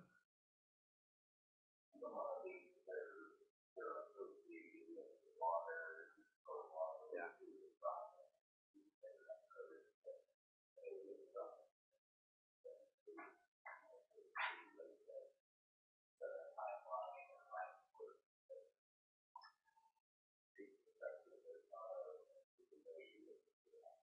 We just don't want to do a new road and then tear it up. So Tyson does a great job of coordinating with the other projects to make sure we don't do that, because that seems to be nothing worse than putting in a new road and then going and digging it out. I don't know. Have you seen gravel nowadays? That would be, wouldn't it? Anyway, that's good. That's the Class C monies. Your next page is that transportation sales tax money that we get. And that fund is being used for the streetlight project, some sidewalk trip hazard, some concrete work, just miscellaneous, and the striping, the biannual striping. So that's what that fund is being used for. Page 27 is the road fund that is funded by the TUF and also by grants. So this is where the Skyline project is paid out of. But this one, I didn't put anything in next year on the Skyline, but whatever is not used this year, we'll just keep transferring over and just seeing where that project goes. The only thing that we have really budgeted is the chip seal projects. And we did get a Safe Routes to School award for 50,000, and we're still working on the expenditure amount there. That's for that curve up by on 11, top of 1100 that we've talked for 3-4 years about. You guys, I don't even know. What will the ground, what does it cover, what's it used for? At the top of 1100, just below 4000, there's a kind of a blind curve. We want to eliminate that blind curve and put the sidewalk. Oh, side. If you drive up there, you'll see as you come down off upper 1100 down to the old part, it just comes around and then you're right there, and there's no sidewalk coming from 4000 down. It is a hazard. So. Yeah.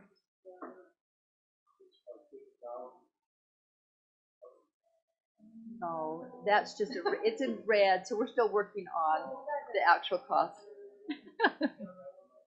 No, we're still trying to get a number there.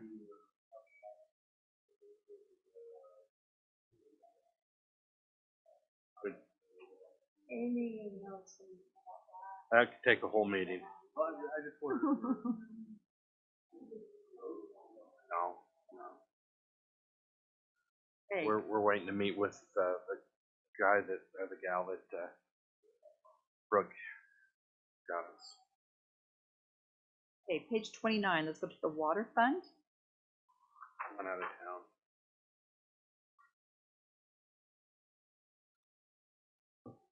The top portion just talks about the revenue, where it's coming from, and the bond payments in the next section.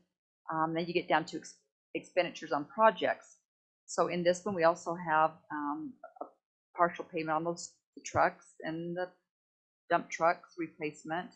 But we also have the source protection plan. That one's every 5 years, and so that's next year.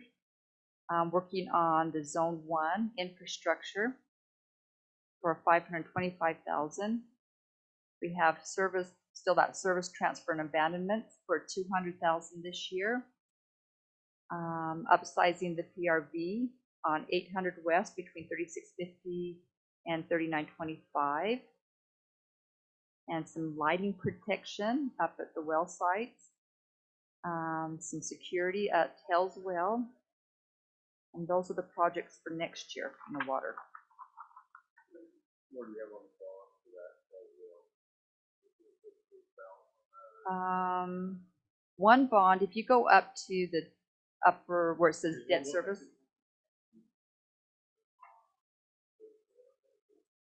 Yeah, we're going to assume that we're going to do another bond that year. I think the one bond ends next year, doesn't it? One of them ends next year, and then we still have maybe 10 years on the other. Probably. That was the 2000.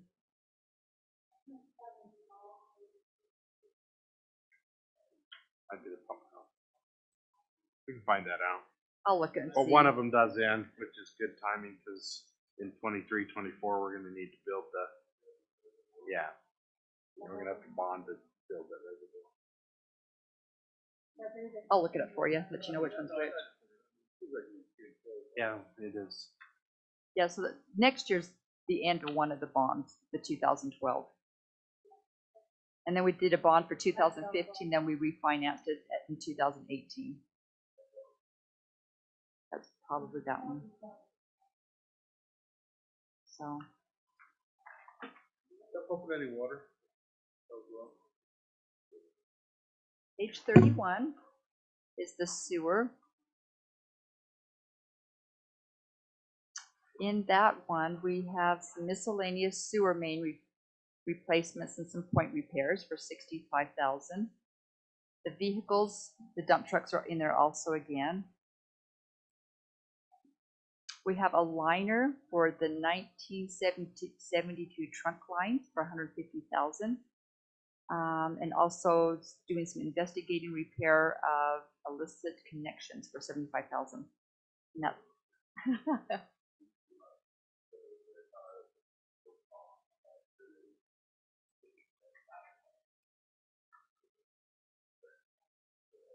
Are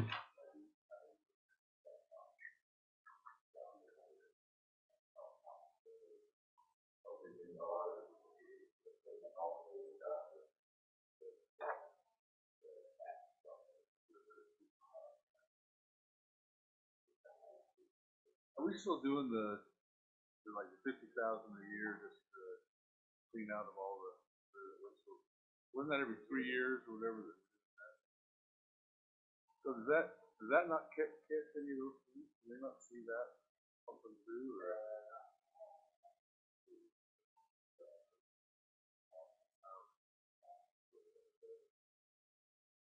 Watch it.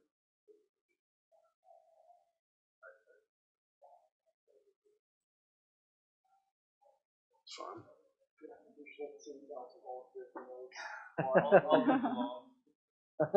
You'll mow the lawn.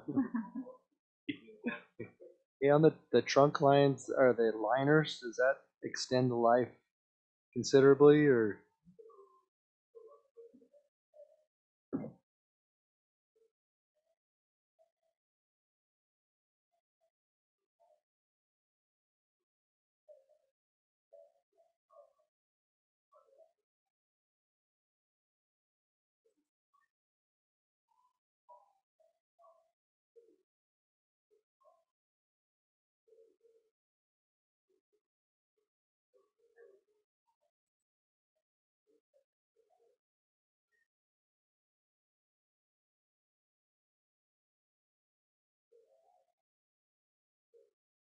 It's pretty neat the way it works. If you put that liner in, then you run I don't know, like a light, a UV light or something. I don't know. It cures it.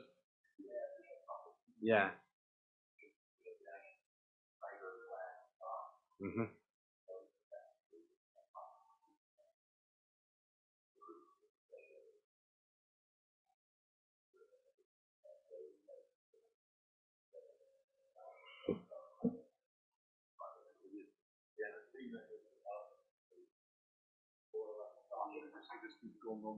That's where Weaver Sewer does it.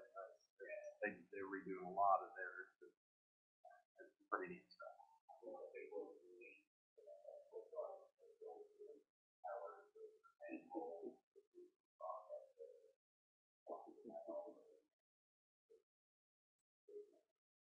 Somebody who invented that, making it, yeah, it's a great thing to, it's much easier to do than to dig it all out and replace it. Yeah. I know it's not part of the budget. Our roads are shot. Water is in, but sewers and stormwater, are they shot too? Are they sewers and stormwater stuff? Or are they?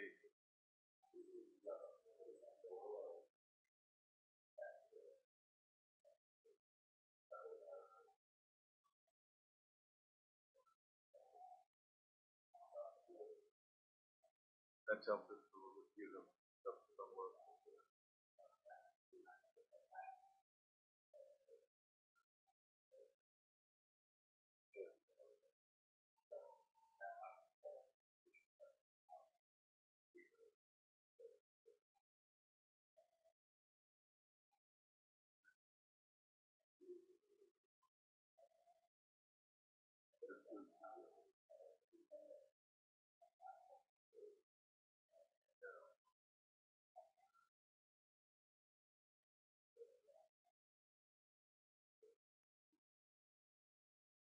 No, sorry, go ahead.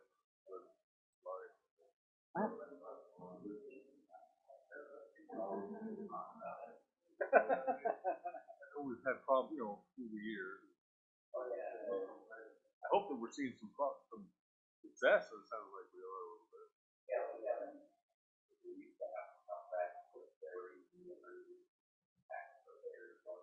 Havens and all that stuff.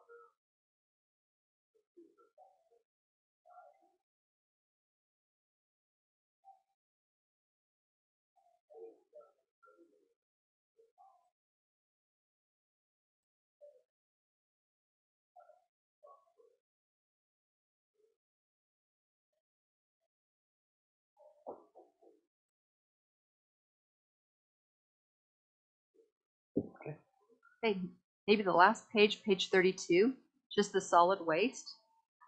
And this just kind of shows at the bottom of the analysis for the $2 increase in garbage and the 40 cents for recycling. There's really no capital purchases out of here except for garbage cans and a portion of a dump truck. But all of it is just to keep the garbage going. There is a 3% increase and a fuel increase from Econo Waste for garbage pickup and recycling pickup. And Weber County Landfill, they're also increasing their tipping fees from $40.49 to $44.14, which is a 9% increase. So with those changes, that's the cause of the increase on the garbage. $44, and what's our recycling? That was like 70. The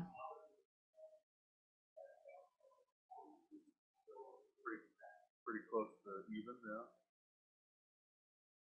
We're pretty close to even again. On the recycling versus solid.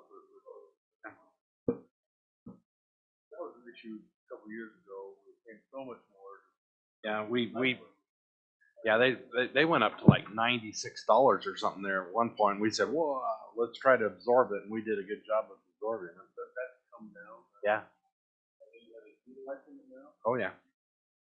Yep. The recycle. Yeah, it actually goes to the recycle. Money. Which we don't need to make money. We just needs to pay for itself. Yeah, we subsidize it a little bit. I don't know if we want to do the RDA budget here or wait till we get to the RDA We can just agenda. do that when we open the RDA meeting. That open. That's pretty simple. All right, so that's the budget. There's a lot more for you to take and digest between now and the final. But next order of business is to adopt a tentative budget for the 2022-23 fiscal year. I'll force the motion to adopt this tentative budget. Motion by Gibson, second by Uri. Further discussion? All in favor say aye. Aye. Any opposed? Motion carries. And thank you to Laurie and the staff. A lot of work goes in. A lot of work goes in here. We had several meetings. All the department heads were all very. I know, Very. That's what Facebook tells me. They put together a really good budget, and Laurie takes it all and puts it together for something we can easily read. No, it really takes everybody. I mean, I'm always going out to everybody. They're always bringing me things and changes. So Yeah. I don't know. It's everybody. All right. Item 11 is to set our public hearings for the amending of the 2021-2022 fiscal year budget and for adopting the final budget of the 2022-2023. So we need to set, and do you have a recommendation, Laurie? No, do you want to do it the May 24th and then have the public hearing, and then anything that comes out of it, we can adopt it on June 14th? Keep the public hearing open. We can close it. You can open it, you can close it. Anything we take in, we can keep changing, and even up until that day, or you can keep Well, it open. the only problem is I'd almost like to have the tax rate Before we do the and public just do it all on the 14th, Okay. if everybody's okay with that. That tax rate is really important to get. Oh, that makes sense, because then we actually can move forward with what Yeah. we're doing. Yeah. It's gonna be a busy council meeting, but What, the 14th? they don't really have one after. Is that, no, don't we have one more before Founder's Day? Yeah, Right after Founder's Day. right after Founder's Day. Oh, after, yeah. Why will it be busy though? This will have the Grand Mark. Oh, I mean, it's not gonna take that much time. you won't be here? I'll be here. I'm supposed to be. I think it will be okay. We're just gonna do the presentations and all that first, and then we can open the public. If you want another workshop next meeting too, and just We work could out we any could do questions it May anybody has. 24th, just a budget workshop on there again in case there's questions, concerns, that kind of stuff. But as far as the public hearing, I'd really like to have that final amount. Yeah. And we'll have people Yeah. Okay. So,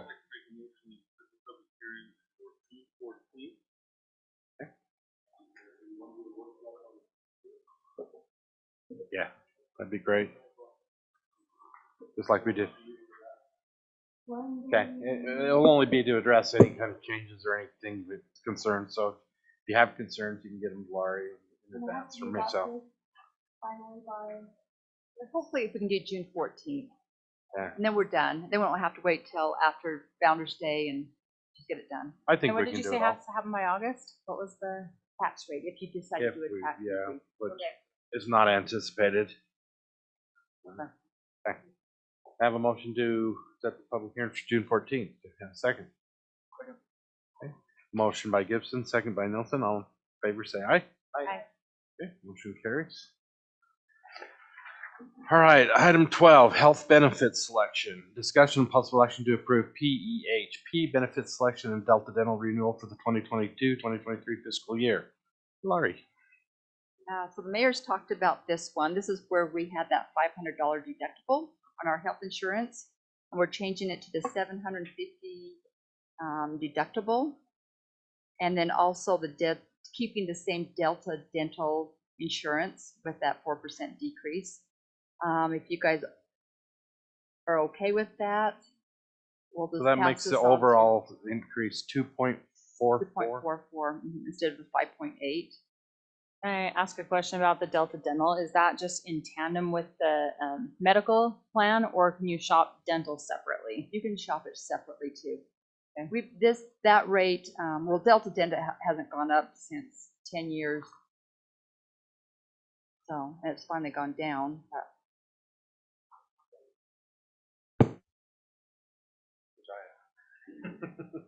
But how long has it been since we've shopped on dental insurance? Has it been a while on that one? That's been a while. It's just, nothing's ever changed on it. So we thought, well, Yeah. I mean, I know it's going down, but I also know that that provider's not the greatest either. So, okay. I mean, if you guys are fine with it, that's fine. But I think for the benefit of the employees and staff, I think we should look at that sometime. If it's next year, that's fine. But Yeah. The only one that we need to get adopted is this health insurance. It's due the 27th, so we can still meet again next time if you want to. But yeah, from 500 to 750. The deductible. Yeah, premium, yeah. Well, I think we can look at Delta Dental next year, do a whole thing of yeah, dental. sounds good. Any questions, concerns? If not, I'd entertain a motion. Make a motion that we approve the PHP benefit selection and Delta Dental for the 2022-23 fiscal year. The change to the 750. Thanks. With the change of deductible to 750. Okay, motion by Arrington, second by Uri. Further discussion. All in favor, say aye. Aye. Aye. 13 is a public hearing for a budget amendment. Consider amending the 2021-2022 fiscal year budget resolution 2022-G. I'd entertain a motion to go into public hearing. I'll second the motion. Motion by Uri, second by Marriott. All in favor, say aye. Aye. We're in a public hearing. I'm assuming that's Laura that's going to tell us what you.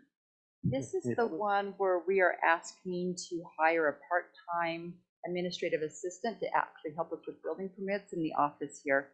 So for this year, yes? Sorry, Laurie.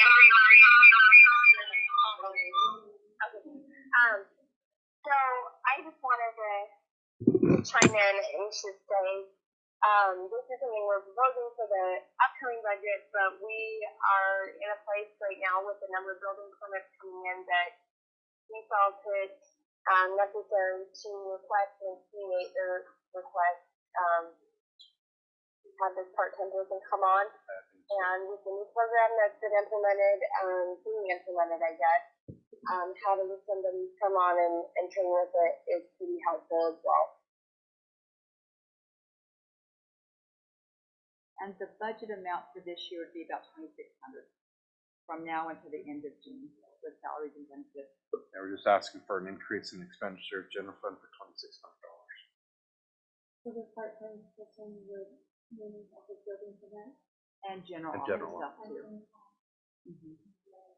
Yeah, so I just wanted to put another chime in, sorry, but the intent is to have this part-time position along with the others to fully support the front coverage of the office. Sorry, I don't know why I just started coughing, but so that if somebody comes in, has first staff customer service, but also so Lottery, Heather, Amber, Kathy aren't being interrupted in the other work that they're doing constantly to help with the coverage when people are coming in and out. And it's not that we're not all willing to help and step up, we 100% are, but it's gotten to the point with the amount of people that are in it, real challenge to be able to operate and function with all of the different customer service and foot traffic in addition to the other things that we need to accomplish. With the part-time position, is there benefits with that too, or that's? No. Okay. So I was just saying, she asked if having two part-time people like is better than having a full-time, and I said, it's not necessarily better, but it's cheaper, a lot cheaper, by about 50% cheaper. Yeah, but is it, I think it'll meet our needs for all. We'll reevaluate it every year, but yeah, I was just wondering if you're changing people out, the consistency every day, the half and half a day, is that really worth the cost of that though? Yeah. yeah, I think that's what we felt like we could afford, come to the council with this. But you are going to revisit it. Yeah. I think, we'll evaluate it and see how it's working. Hopefully it's working great, but it'll certainly help. That will certainly help.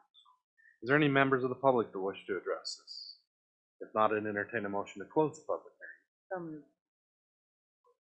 Second by Yuri, all in favor say aye. Aye. Out of the public hearing, back to our regular.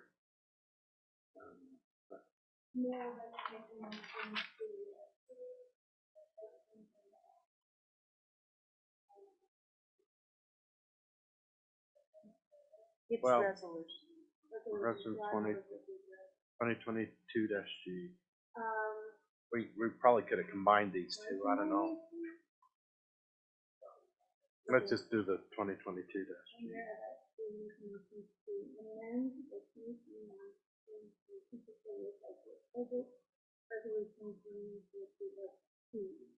Okay. I'll second the motion. Motion by Yuri, second by Marriott. Any further discussion? Roll call vote. Harrington? Yes. Gibson? Marriott? Yes. Yes, Gary. Motion carries. Great. Item 14 is a new part-time position, which we just talked about. Discussion possible action. Consider approving a part-time general office assistant. The motion that we approve a part-time general office assistant. Motion by Arrington, second by Yuri.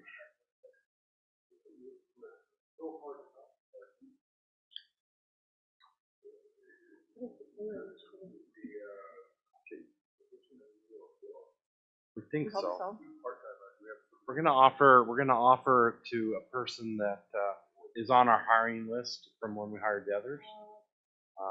Hopefully that person has that interest. Yeah. And I will say, like, part-time is beneficial for some mothers who want to be home. Yeah, so it might be actually. Great point. Or even somebody Okay. who. Yeah. All right. All in favor say aye. Aye. Opposed? Motion carries. Item 15 is Juneteenth. Consider a resolution to observe Juneteenth as a city holiday.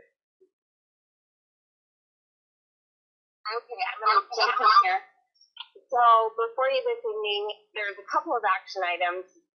The first is one that we discussed prior, and that's that resolution to observe Juneteenth as a city holiday. This is, sorry, I don't know why I had this copy of it. Following suit with the state of Utah and their adoption of the observation of Juneteenth, and actually very closely follows the state of Utah in that it proposes that we observe the same Monday holiday as they've outlined in the state code, but then also to also follow the federal government in their adoption of Juneteenth as a holiday. And so one of the concerns that came up, and really appreciate the thoughtful dialogue on this, was, well, how do we address Juneteenth when it falls right in the same realm as our Founders Day and we're going to observe that. We had a meeting as per the council request with our staff. We have an actual salary and compensation committee to talk through this a little bit. And one of the concerns that was brought up is that the employees tend to put in a lot of overtime hours on the Juneteenth holiday. And this is something that's come up before. Back in December, this came up around Christmas time when there was a big snowstorm that was anticipating to come in.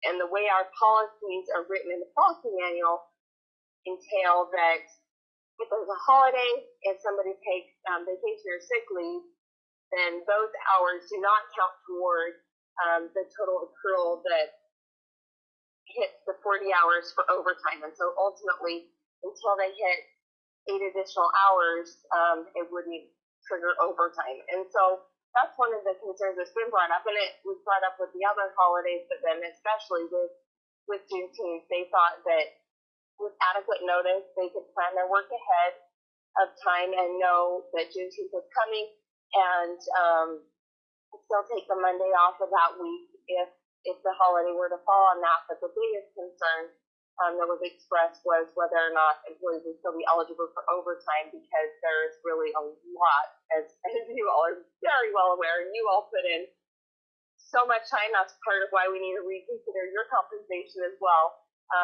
in that week. And so the proposal is to consider and look at the resolution to adopt the holiday as per the outlines in Utah Code, but then also to modify our personnel policy that would make it so holidays, which no employee can control when those fall, don't count toward that overtime leave. So it would be like 8 work hours is what a holiday would be considered. But with personal leave and sick time, leaving those still in there. And I know that sick time you can't really control, but it is more on a personal basis and doesn't affect all of the employees generally. And with the holiday, that impacts everybody regardless. And so I don't know if there's any questions on that item, but that was the recommendation that came from our discussion with the employees. So I'm trying to understand what you're saying. That you're saying if you have a holiday in the pay period, and then later in the week you work overtime, you don't get paid overtime because you've taken the holiday. You don't hit the 40 hours. 38 hours. Take a Monday off. 38 goes to Saturday. You have to hit 40 to get overtime. Right. So what you were saying is we want the holiday to count toward hours towards your 40 hours. Is that? I don't know. That's correct. There's some legal issues there. I don't know if that's. Well, the Fair Labor Standards Act says you don't have to count it. It doesn't say you But you can't. can't. Okay, that's what I was wondering. So it would only be holiday. We would still have the same policy for vacation, sick, funeral leave, all the other leaves would still not count toward holiday. But a holiday would. Wouldn't be penalized for it. Okay. Yeah, and part of it's a goodwill thing, I have to say, because one of the things that was brought up is back to the Christmas example or New Year's Day, but it's like, so if an employee has taken New Year's Day off and then suddenly a snowstorm hit that night or early into the morning hours of the next day, then suddenly they're being in their minds penalized because and depending on how you look at it, penalized because of how the timing hit with the pay week or whatever. And so it's not something that they can control, yet it's harder for them to go out at 4 in the morning when they know that maybe they're not going to get overtime. It's just going to hit into regular pay time. Okay. Any questions? Is there like an after hours pay, like a differential between whether we work? I mean, there's nothing like that. Like an On call. Yeah.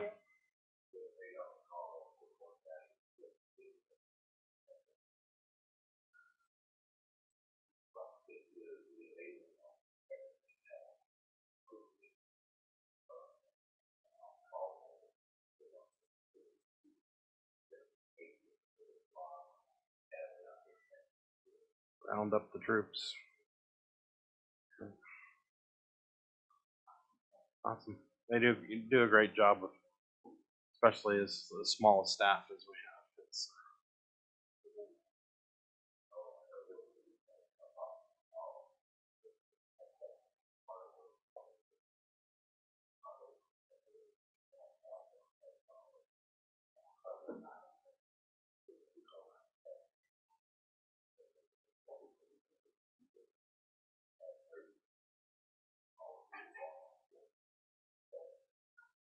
That wasn't wood. yeah, it wasn't wood.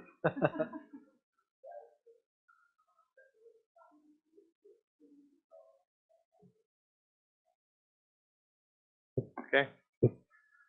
All right, looks like it's both is addressed under the resolution 2022-H, or is it? And sorry, Mayor, there are two different resolutions. I don't know what the first one is. Laurie might have to fill us in on 2022-8 that. is the Juneteenth.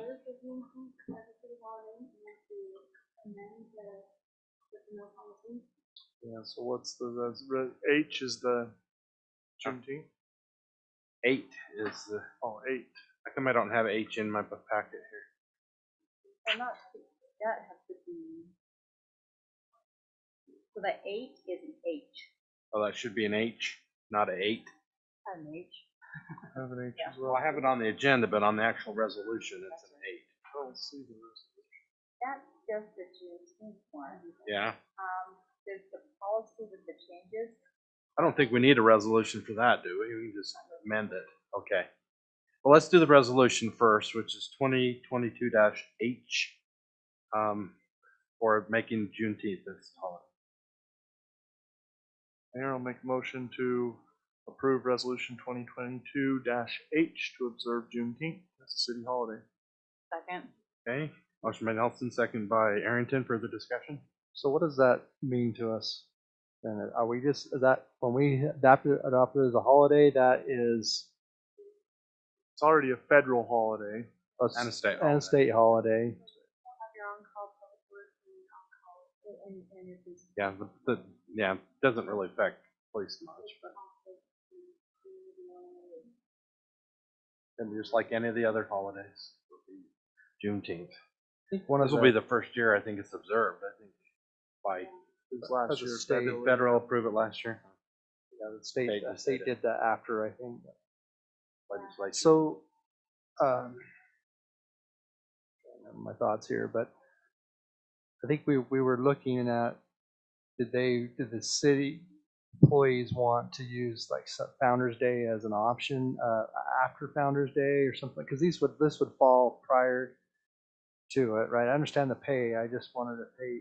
I think we decided that Monday would not too adversely affect you, didn't it? Yeah. And my,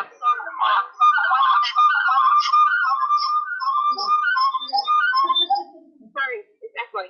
One of the things that Tyson's group brought up is as long as they have adequate time to prepare. So like if the determination is made now and they have adequate time to prepare their workload, then they can do the holiday and be able to take that time. If it were kind of a one-off or a surprise. And so I think it's just a planning thing. The only issue that came up was that personnel policy with the holidays. yeah. oh, you'd still be able to help us in doing that.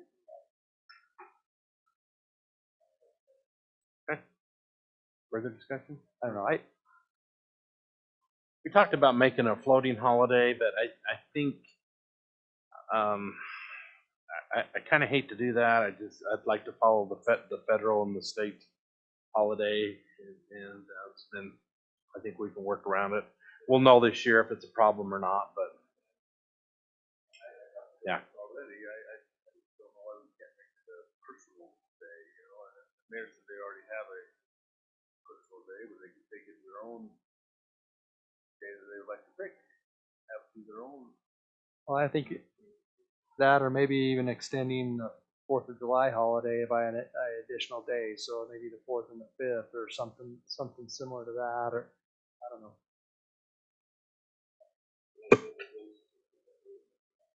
Well, I think it is what it is. It's a it's a good holiday. It's something that like I said, the federal government and the state have both said, hey, this is a good holiday to celebrate. And so I think it deserve. It'd be like saying, well, we just want to celebrate Fourth of July any other day or President's Day or It has little impact on services, really, it does. just because, this is Founder's Day. Just Founder's Day, and they're going to, make sure everything's taken care of, and considering what it provides for the employees, I think it's a good consideration. Well, and if the state's gonna be shut down for the most part, if the feds are gonna be observing it, it makes sense for it to be the same dates. I don't know how many calls you'll be able to make it. So. All right, call for the vote. All in favor, say aye. Oh, Aye. sorry. Resolution. Arrington, Yes. Gibson, Marriott, Yes. Wilson, Yes. Yuri. Yes. All right. Item B, yeah. Yeah, okay. So should this actually say that we would modify having holidays not count towards paid hours and allow employees to be eligible for overtime? No, it would count toward paid hours. Holidays will So count. that they can get overtime. Okay, As opposed okay, to- so it's, okay. Right I now, had the exact same problem, man. Don't maybe feel bad. maybe We'll the take term it. work hours would be better than paid. She's got it in the, if you go to the procedure, under overtime, page 149, it says, however, employees who are authorized for overtime or part-time or full-time or part-time who work in excess of 40-hour per work week. Vacation days and sick leave days shall not count towards worked in a week. However, holiday hours do count toward overtime as worked hours in a work week. So that's what would I be think you appropriate. would change it to work hours. Yeah, we'll just go with what the policy says here. Man, I don't want to make that motion now. So just Someone else do. according Well, just policy and the according to staff the, report. we'll amend the product, yeah. Okay, I have to make a motion that we amend the personnel policy amendment as per the staff memo. I'll second that motion. Motion by Arrington, second by Uri. All in favor, say aye. Aye. Aye. Motion carries. Closed meeting. I don't believe we need one. Do you need a closed meeting, Amy? I do not tonight. Okay. Other business. Tyson, have anything else? We still got. So I just want to thank, I'm sorry if I'm cutting somebody off. I have to mute my computer and get on here to listen. But I just want to thank Laurie so much for her support on the budget. I know that there's a lot that's gone into that, a lot of overtime, a lot of effort, and really appreciate her work on that. Appreciate all the Tyson's person working on the Veterans Monument. It's making progress. We're really excited to have the concrete poured on that, and I know it's a huge coordination effort, so I wanted to do a shout out to him, and then with Chief Hadley as well. Just I know they're doing a lot with the speeding, and it's quite the challenge right now, and just appreciate them being proactive and finding new creative ways to address that.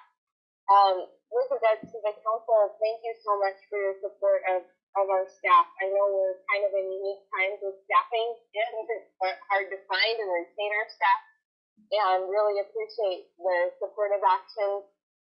You know, some of these things may seem small, but I think that the policy changes and the support make a big difference and go a long way. And obviously appreciate the mayor and his support on the staffing as well. So it's a big night of gratitude, I guess, and thank you for your patience with me tonight.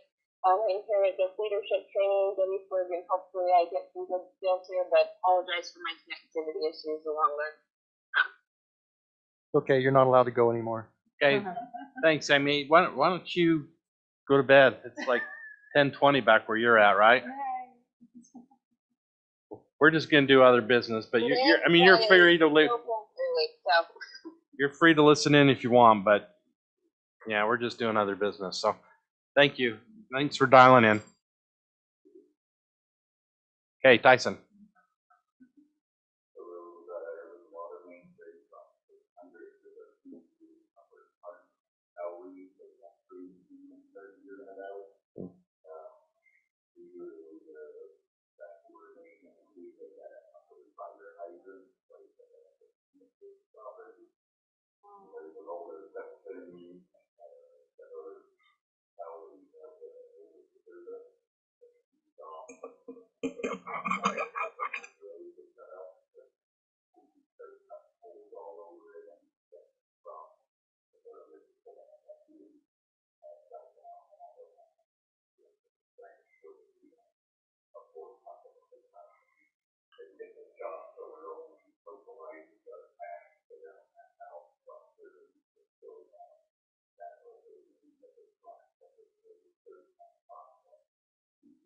They'll be back up and working before Founder's Day, right?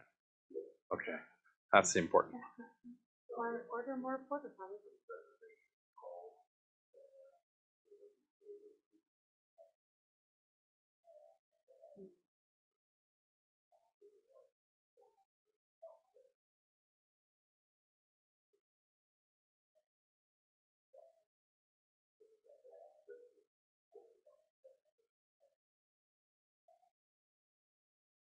Okay.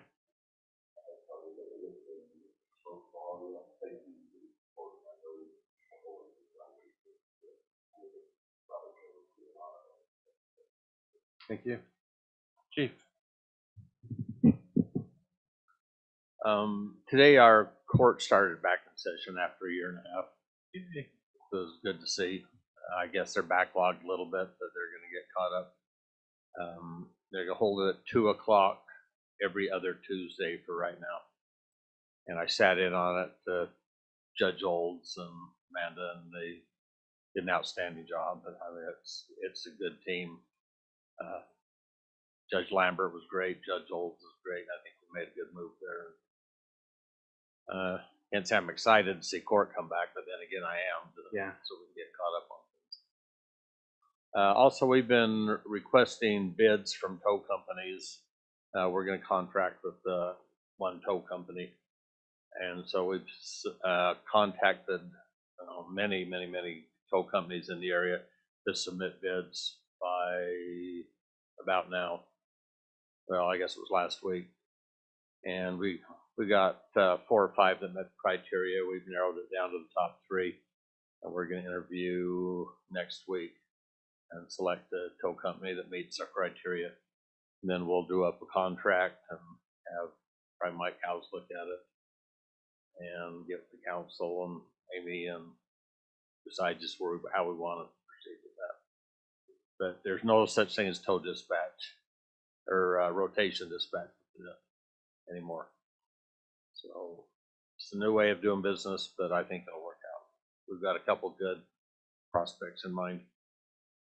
And we've been moving our traffic trailer around. Those people that call in with 1,000 speeders on their street. I did get a thank you letter from a gentleman living on 1100 who said it has made a significant difference. Thank you. Wondering about permanent signs. Anyway, I'll give you the letter, pass it on to you. Okay, that and that black box we got, it's our loaner while we ordered our new one, but it's kind of fun to monitor speeds and it's either better or worse than we thought. Oh my God, I've seen it around.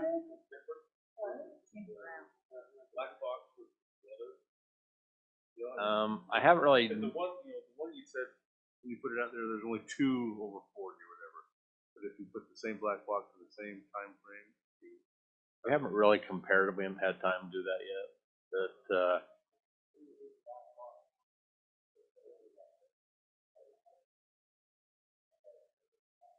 yeah, and I'd love to see if that visual really slows them down. I really think. my guess is that it'll have some impact. How much? I guess we can look into it and see. But I know a lot of people are, we're getting requests, so we give it about a week at each location, and maybe you'll see it in different parts of the city. How much does that trailer buy? About $3,000. No, it was about $6,000. That might not be something bad to have a couple of those. We got a grant. I think we got a grant for that. We got a grant for that trailer. The signs, the permanent signs, like on 1,000 West, those they're about $3,000.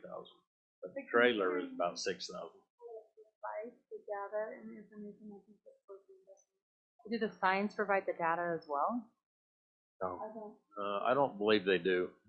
We'll probably buy some, but they're probably pretty pricey. There you I go. guess that's true, but Maybe if you bought the hardware. curious. We've got this Traffic Logic thing. We're the greatest city in the world. We buy more of their stuff than anybody. We don't. But we do buy a bunch. It's good. Matter of fact, they had me do a little commercial for them. That's sweet. Promo. Looks like a jerk on there, but it was, they just showed up with their trailer and smiled. We all need to do a little. They had him pitching some signs that say, you whippersnappers, get off my grass.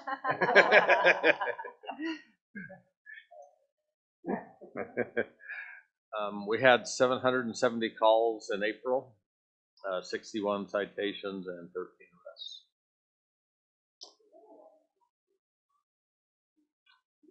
Yeah, it was down then way up, now slightly Cold, down. wet weather. We hover around the 800 average a month.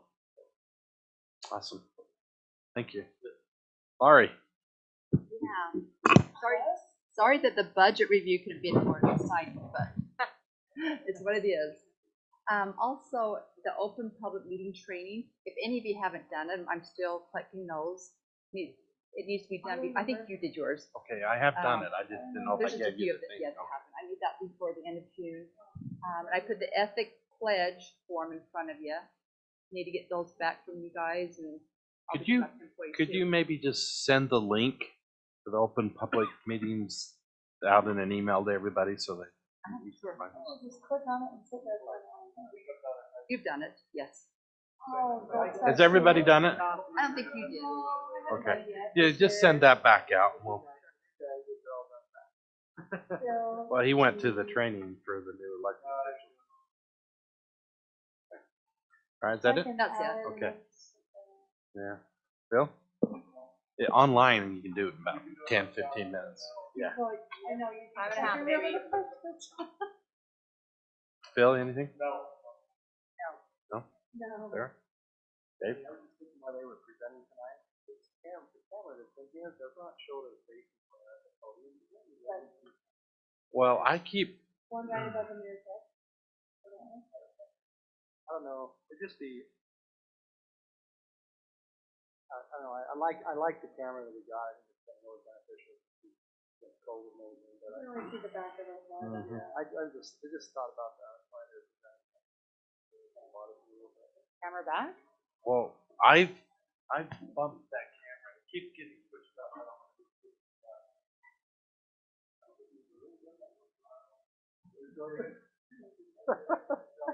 He's just like, He's feeling that is a confident heck of tonight. a vertical right there.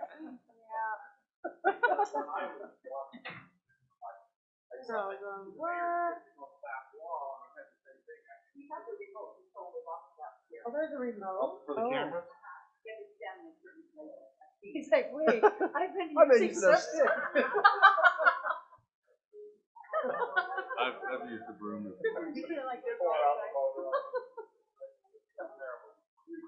We can mess You could. There you go. Right there on the desk.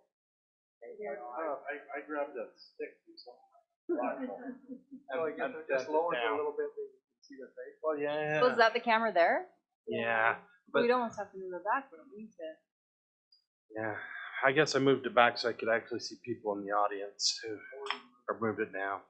You can't see people on the side though. Then it, like you can't see type now. Yeah, we can look at that. Maybe we need a new another camera that's just right here for the podium. I don't know. I see you know that. Make a note. We're looking at upgrading our. This is about. I don't know why. Yeah. This is. I was on the council when they put this in. That's been, and that's a long time ago. We've updated this.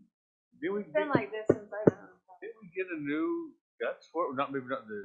It's budgeted, we got a bid for it to replace the whole thing so we can get the grilling and We stuff. didn't update the guts in there a couple years ago. No. No, we kept the big box and Yeah, everything. it's- Okay. Anything? It is on the list. Is there an org chart? There is, so in your budget, I put, needs to be updated. We're still updating it. Heather had left, and so we couldn't make all those changes, but I'll We'll make get sure. it. Yeah, I was gonna say Tuesday in the. North Mayor City. City admin, where everything I know some of them changed, like summer employment stuff. So between now and next work session, we can get that. We can get the city council survey that we talked about for consider that, and wages, whatever you call it, stipend, and then we'll get the org chart. Okay. Okay, Steve. I won't. Your next meeting. Oh, you're gonna be cruising? that the cruise? My sister loved it. Like I said, it might not be exactly the same, but it sounds like it's kind of the same stuff. It was a river cruise. We just got back Saturday. They've been gone for a couple weeks. So I'll be thinking of you. I won't, Yeah, I bet you I will not be on Zoom. No, I will not. Well, you have fun. And thank you. I'd like to thank Steve for, you know, I apologize to him. He called to tell me he wouldn't be here. Last meeting, he was going to attend a special function up at Snowbird. That he was at a conference in Snowbird, and I'm like, oh, I'm not going to be there either. I am sick. I was just sound asleep when he called, and I was like, oh, the phone rang, and I'm like, oh, good. I don't have to call him. He's calling me. And I didn't even Zoom or anything. I appreciate you coming and filling in and taking care of stuff. So. Super kind. Even Sarah was super kind. Yeah. My wife's like, aren't you gonna Zoom in? I'm like, no, I haven't been that sick for a long time. So appreciate that. All right. I'd entertain a motion to adjourn. So moved. Second. Hey, all in favor say aye. Aye. All right. I'll call to order. You got to change the tape, Laurie? Okay. I will call the order the Pleasant View City Redevelopment Agency this May 10th, 2022. Bye, Tyson. It is 8:32. First item on the agenda, look at that. She has 8:30 as the time to start that meeting. She good or what? Wow. All right. I'm better. I conform to her schedule best I can. All right. Minutes of December 28th, 2021. I'll make a motion that we approve the consent item. Okay. Motion by Gibson, second by Uri. All in favor, say aye. Aye. Item 2 is budget workshop. Laurie, this is simple budget. Yeah, let's go back to Don't panic. page 33. He has us down for 15 minutes. It might take 15 minutes. Yeah, we'll do it fast. Well, there's 2 pages to it, page 33 and 34. Let's go to 34. It kind of tells you the balances that we have in the RDA with the WACOG funding and also the property tax that we have been accumulating. So the end of last year, we actually ended up with $1.9 million in that fund. And that's just the money that we have, and it's not including the WACOG funding, which was 3.8 million that we have sitting there. For this coming year, with the expenditures and the tax increments, we'll end up about 3 million, plus about 2.3 million still in WACOG funding. And then the following year, about the same 3.3 balance, ending balance in the 2. How many more years? I think Yeah, it ends. 2023, we're through. We got that 2-year extension that took us to 2023. I was working on the tax incentives today for Western State Rebar and JD Machine. Those have gone up with their property tax values and what taxes they're paying. So those amounts will go up for these next 2 years also. But pretty much everything that I have in here is just a continuation of the Rural and White extension, the Simon Go, and then just Are we basic. going to use those WACOG funds then for the extension, or what? Yes. So are we Extension going to Rural and White. pay them back? Is that what we're going to have to do, or? No, they've approved it No. I mean, for. for the extension, we're using the WACOG funds, or is the developer? Oh, you talking up here? Or Rural and White extension, isn't that what we're talking? yeah, The Rural and White extension. It's being done now, but is Yeah. that because of the developer? the parts the city and parts the developer. That's funding here is for that, right? Yes, Are we gonna use and there are some extra. Then we're going to use the extra on the convention part. Yes, exactly. And that's been approved by WACOG. So why do we have? I mean, we have a balance of whatever. I haven't put anything except just the current project we have now. I don't Yeah. have any engineering estimates. That should So go to zero, right? I mean, Yeah. it should will. with the extension, but I have not put the We haven't extension budgeted it for out. the northern part. I mean, we know it's there. We just haven't Yeah, allocated it to the park. I guess that was my question. They just, We'll probably need to amend this budget during the current year. they just put asphalt on that thing. Yeah, that's in here, right? Yeah, It's that the part of extension it. of Yeah. Parkland that's not in here. Yeah, the upper northern part. Yeah, that part's in here, That's not gonna go to zero until following budget, right? and maybe the following. Well, I think it's very possible we can extend that and extend it and extend it. Yeah, That's what I'm saying. I mean, if we're until we run out of money. yeah, we need to have that fund go. So we're the developers are gonna put it in. So as that develops, what we're paying for, what we got the funding for is the extra cross section. Yeah.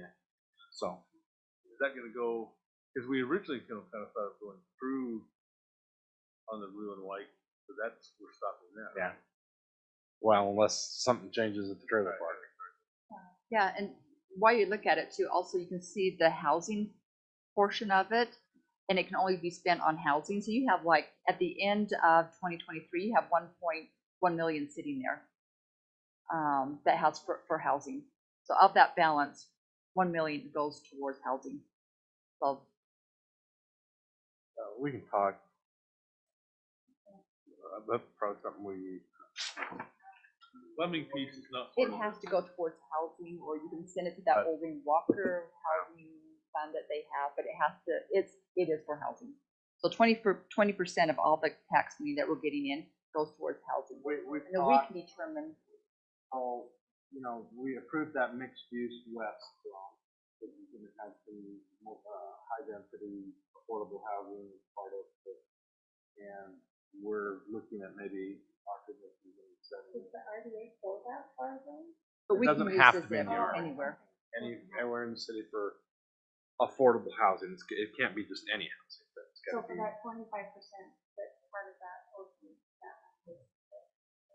And we're trying to figure out a place to use it. Now, how can we do that where it's not in that RDA?